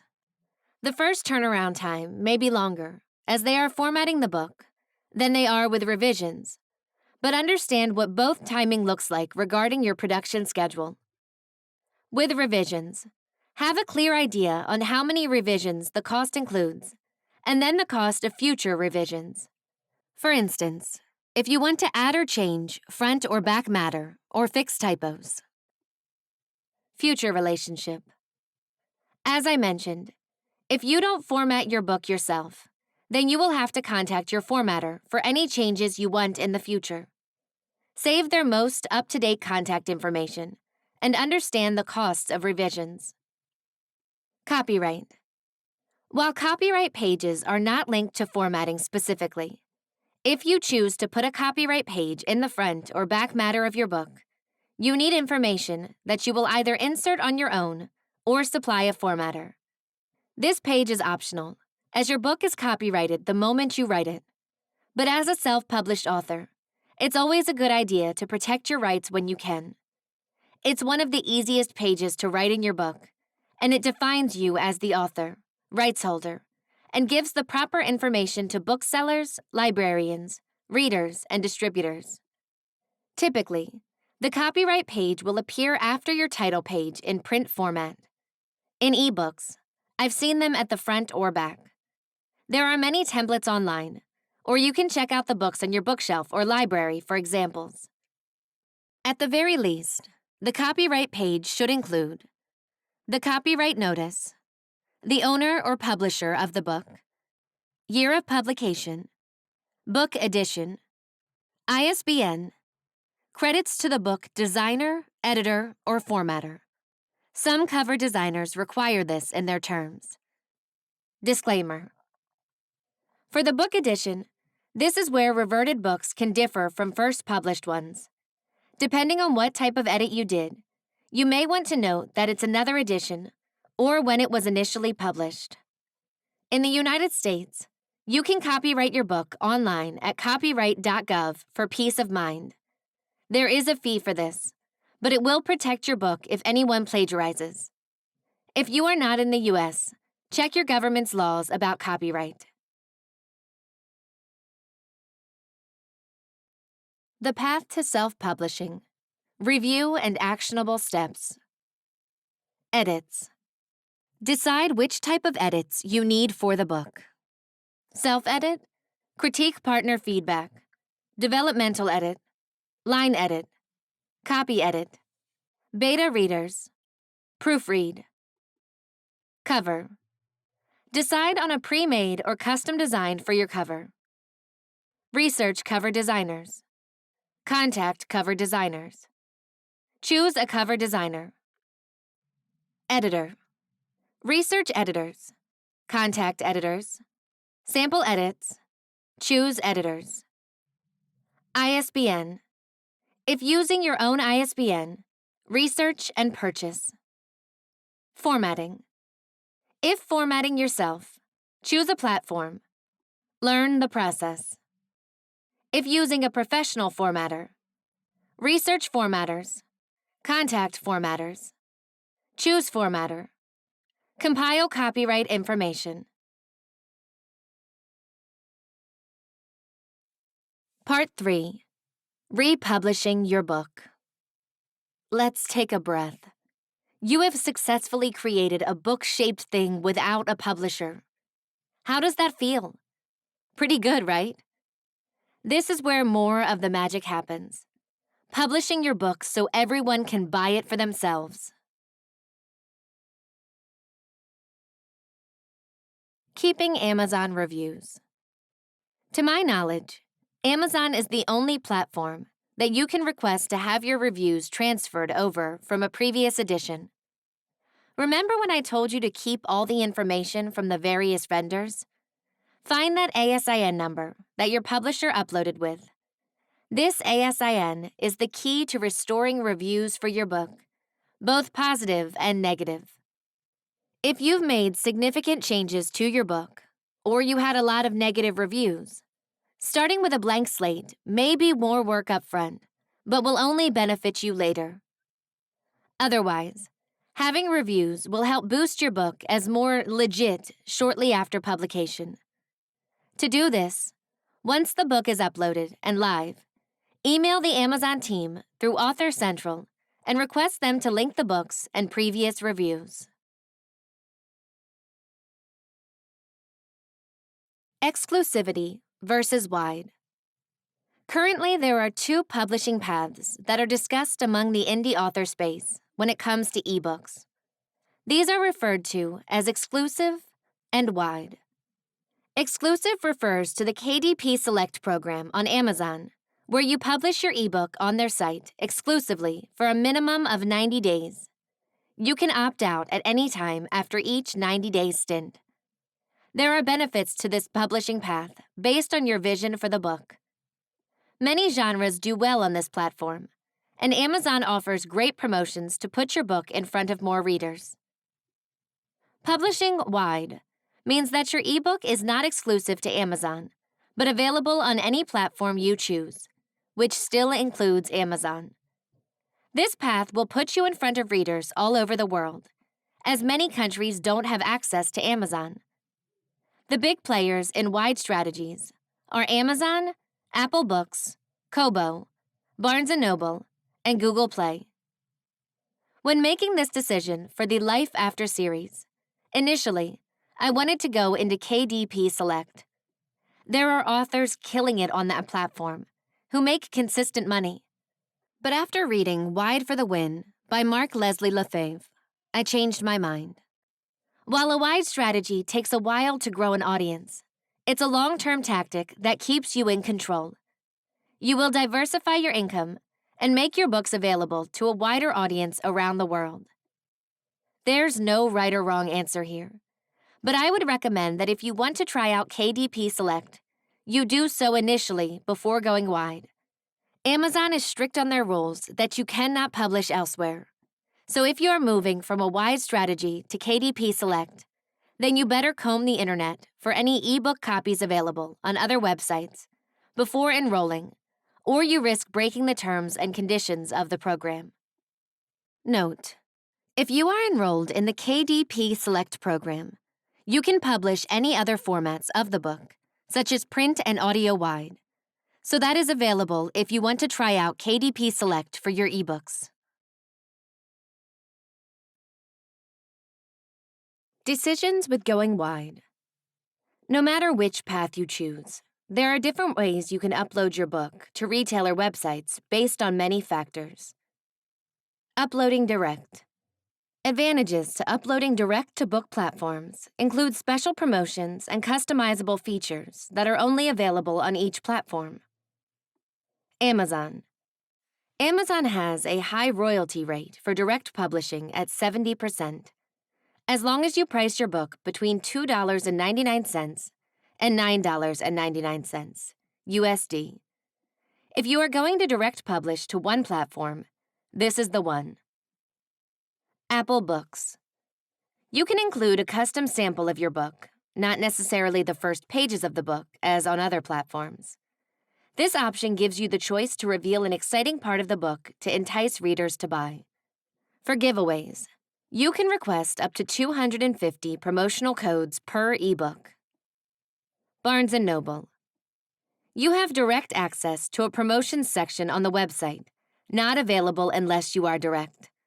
Like Apple Books, you can include a custom sample of your book. Google Play. You can have up to 3 promotional campaigns per month. And with each campaign, you can have up to 5,000 promotional codes. The 3 types of campaigns are free, percentage off, ebooks only, and a fixed price. You can set a promotional price for either multiple books or individual books. If you have an early review team or street team in your pre-order stage, you can send copies to content reviewers by simply adding their email address. Kobo. Like Amazon, Kobo Writing Life offers 70% royalties on ebooks priced at $2.99 USD and above. Like Barnes & Noble, you have access to internal promotions on the Kobo Writing Life website. The main disadvantage to uploading direct to each platform is your time. First of all, you have to learn every platform, and they are different when it comes to how they list categories and keywords. And you have to tailor your book to each of them. Uploading more of your books will come easier, but say you want to update your files in the future. You have to go to each of the vendors to change those files, which can take a lot of time, especially the more you publish. More specific to Apple Books, you will need a Mac to upload through iTunes Producer. A lot of authors who use PCs purchase refurbished Macs for this reason. Your website. Outside of the book retailers, you can publish wide from your website storefront.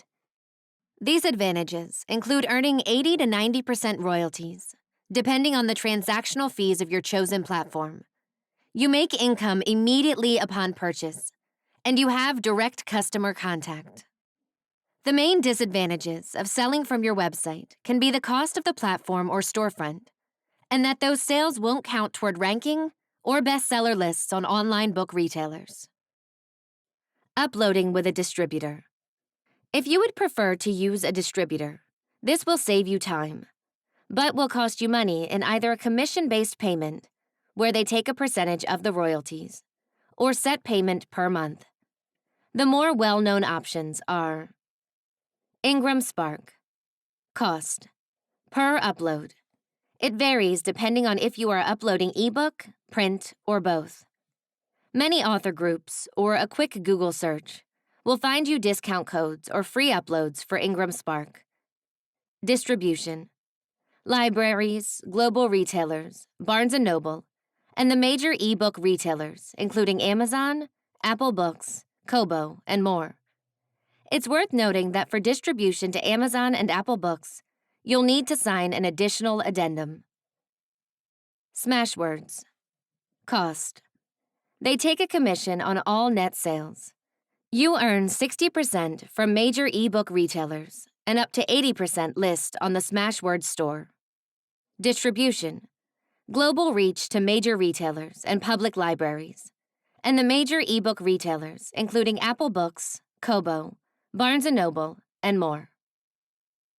Draft to digital. Cost. Commission-based. After a book is sold, they take 10% of the retail price. Distribution. Global distribution to retailers, libraries, and the major ebook retailers, including Amazon, Apple Books, Kobo, Barnes & Noble, and more. Publish Drive. Cost. Start for free, pay as you grow with a set monthly price. Distribution.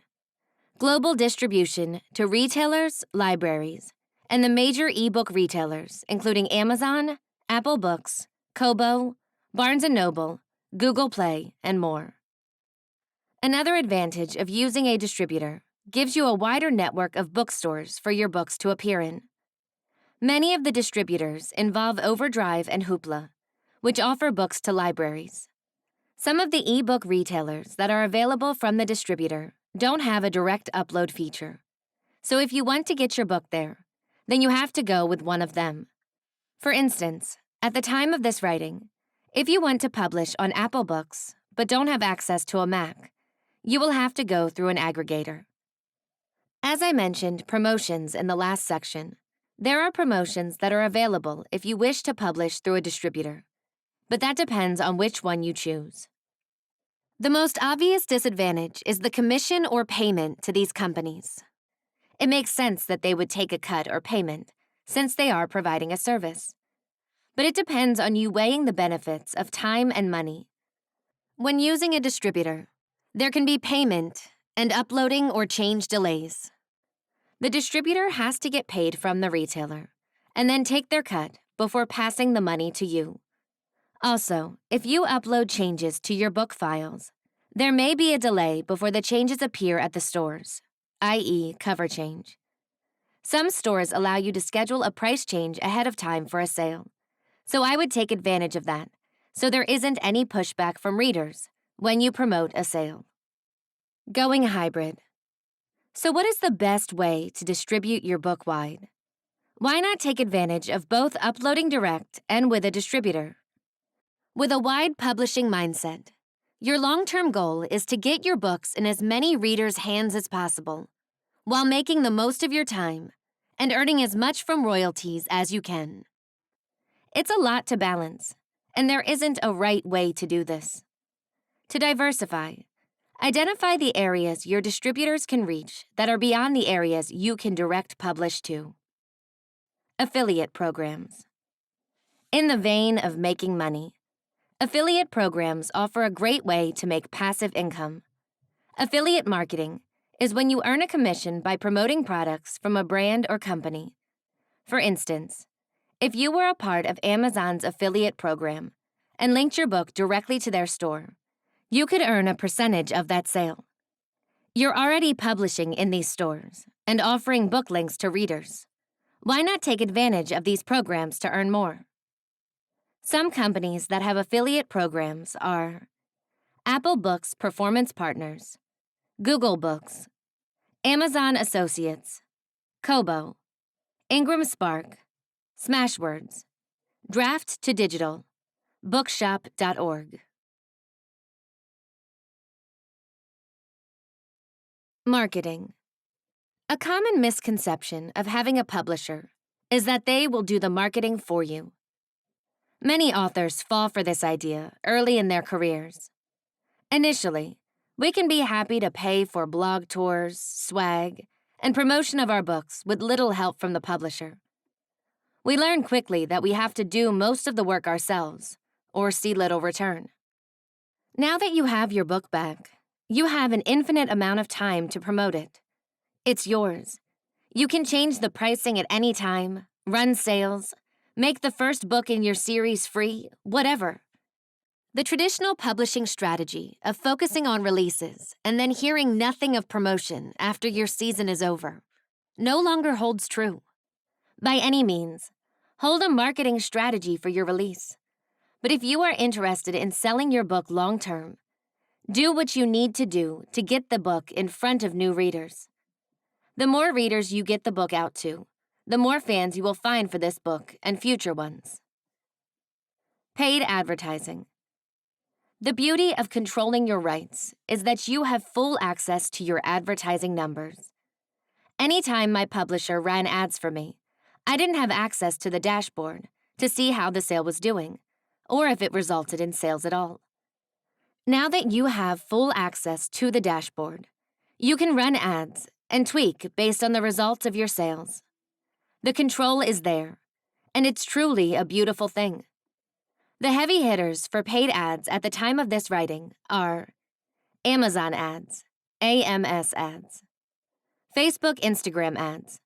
Since Facebook and Instagram are linked, these ads can appear on both platforms as well. BookBub ads. Front list sells backlist. Republishing your reverted book gives you the opportunity to re-release that book and to create that buzz around the new release to sell the other books in your catalog. If this is the only book you have available, that's okay. The best thing you can do for that book is to release another one. Republishing your book. Review and actionable steps. Set a reminder to check that there are no outstanding editions available online. If you wish to link previous Amazon reviews, contact KDP. Apply for affiliate programs. Decide if you want to publish KDP Select or Wide. If you choose KDP Select, review the available promotions and mark your calendar with these dates to take full advantage. If you choose Wide, decide if you want to publish direct, with a distributor, or with a hybrid model. How do you want to market your book? Paid ads, sales, promotions. Part 4. Long-term plans. This section gives you more to think about to keep your books making you money for many years to come. Considerations are pen names, sub-rights and book formats, future reversion plans, your author business. Pen names. Should you use a pen name? This was an internal debate I had for well over a year. Previously, all of my books from many different genres were published under one name.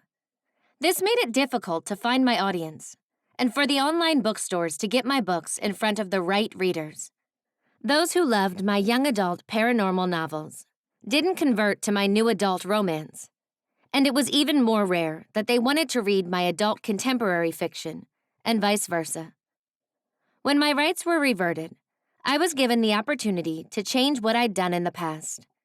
Instead of publishing everything under the Katlyn Duncan brand, I split into 2 pen names, for now. Why you might want a pen name. You're writing in different genres or age ranges. You want to keep your personal identity away from your books. Many professionals do this to keep their name from linking with the books they write, or those who don't want their families, friends, and/or colleagues or clients to know they are publishing. Using a pen name can be as simple or time-consuming as you want. There are some writers who separate all their genres, or bundle their adult under one name and young adult under another. Some have websites built per pen name, or all pen names listed on one central site. You could create different websites, newsletters, social media accounts, the works. While this would be a perfect way to segment your readers, weigh the cost of your time and effort, or hire someone to manage it. The way I went felt like a better compromise than where I've been before. My most successful books, my women's fiction novels, will remain under my Katlyn Duncan brand, as will my nonfiction, as I've built up a YouTube channel for writers under that name, and it makes sense to keep that brand, along with any other adult books I publish. As I'm pivoting to adult thrillers with female protagonists, and the conversion from my women's fiction would be better in that direction than, say, my young adult books, I'm keeping that name. For my reverted young adult books, I've gone with a pen name, Katie Duncan. I wanted a connection with the last name, as I am using one website, and to appeal to any crossover readers who read in many genres and age ranges to be able to find more of my work. By having the two names, there will be no mistake in the algorithms that those who want Katie Duncan or Katlyn Duncan books will see more of them on their homepage.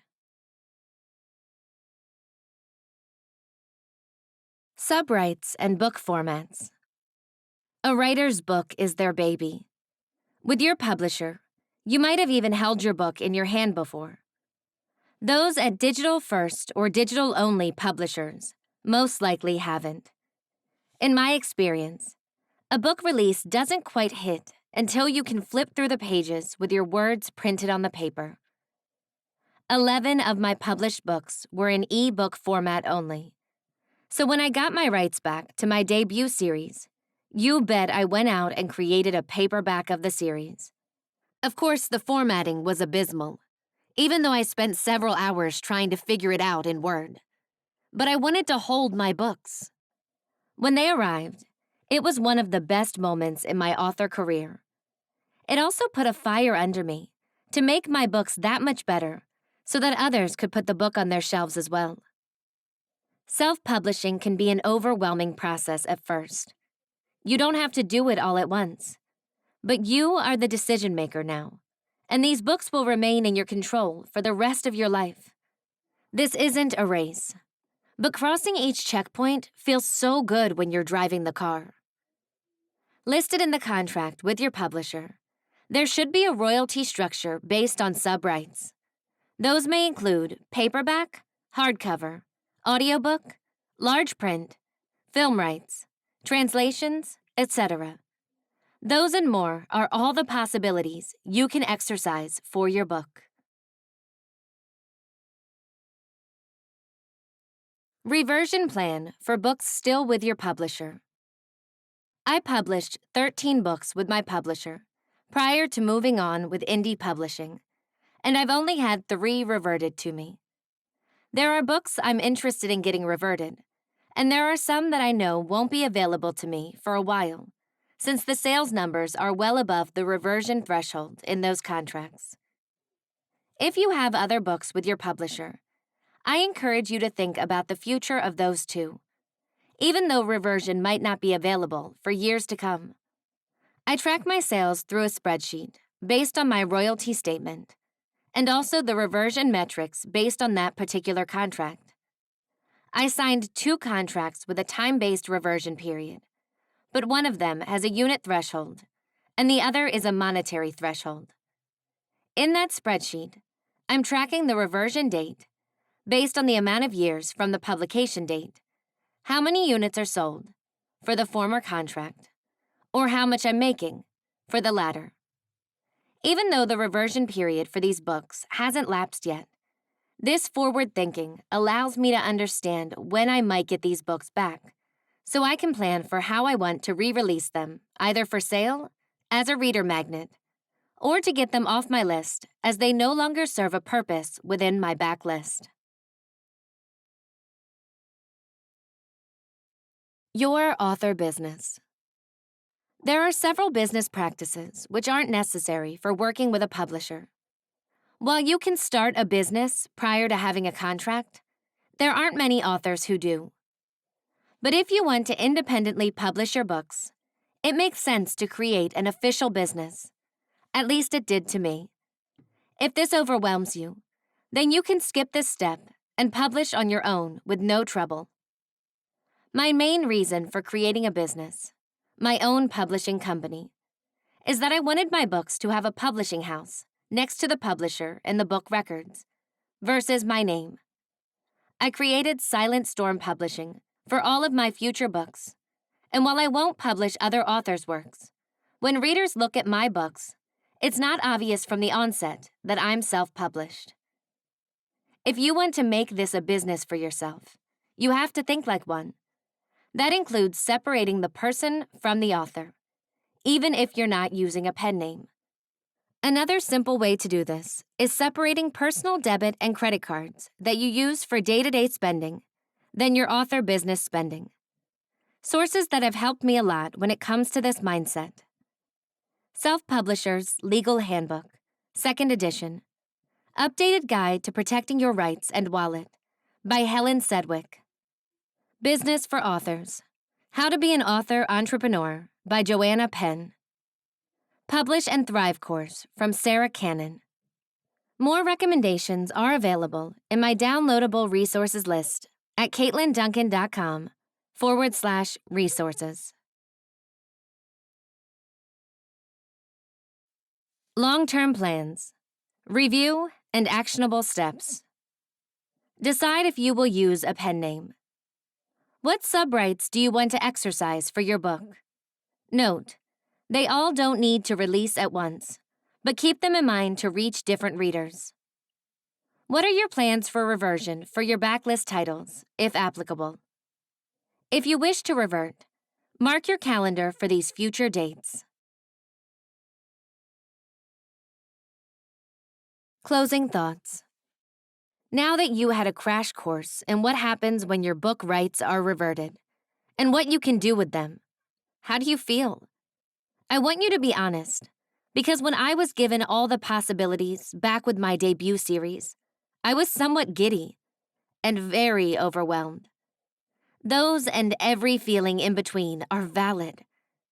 Previously, we had someone take care of us at the publisher, and they didn't always explain all of the steps of the process. A lot goes into publishing a book, but if you intend to grow as an author and keep your books working for you, rights reversion is a way to do that. You've got this. I know you do, and I can't wait to see what you do with your book. Author's note. While acquiring case studies to give you more of an idea of how rights reversions work, I came up against several authors who were fearful to speak about this process. That made me pause and reflect. Most of the time, I try to be open about the process of publishing. There were instances in my career where things didn't feel particularly right when it came to the relationship with my publisher. But I rarely recalled these instances to aspiring published authors for fear of making them feel nervous about the process. Honesty is important to me, and to make it in this business, you need knowledge of it first. When I signed my first contract in 2012, there wasn't much advice out there, or at least I didn't know where to look for it. While I don't regret any time I spent with my publisher, because it made me more of a confident author by working with editors and other publishing professionals, I regret not having a community that I could speak to about assessing the risks and paths of publishing. Going forward, I will share my story with others, including the good, bad, and ugly, with the hopes of creating a strong author community who fights to keep our stories alive for years to come. This book is a culmination of pulling all the emotions about my rights reversion and what I've learned about making my books work for me again. I hope you gained some knowledge, and at the very least, some confidence in taking back your book on your terms. This has been Take Back Your Book, An Author's Guide to Rights Reversion and Publishing on Your Terms. Written by Katlyn Duncan. Narrated by Jillian Yetter. You can download a checklist for pre- and post-reversion at katlynDuncan.com/reversion checklist. For a digital list of the resources mentioned in this book, visit katlynDuncan.com/resources.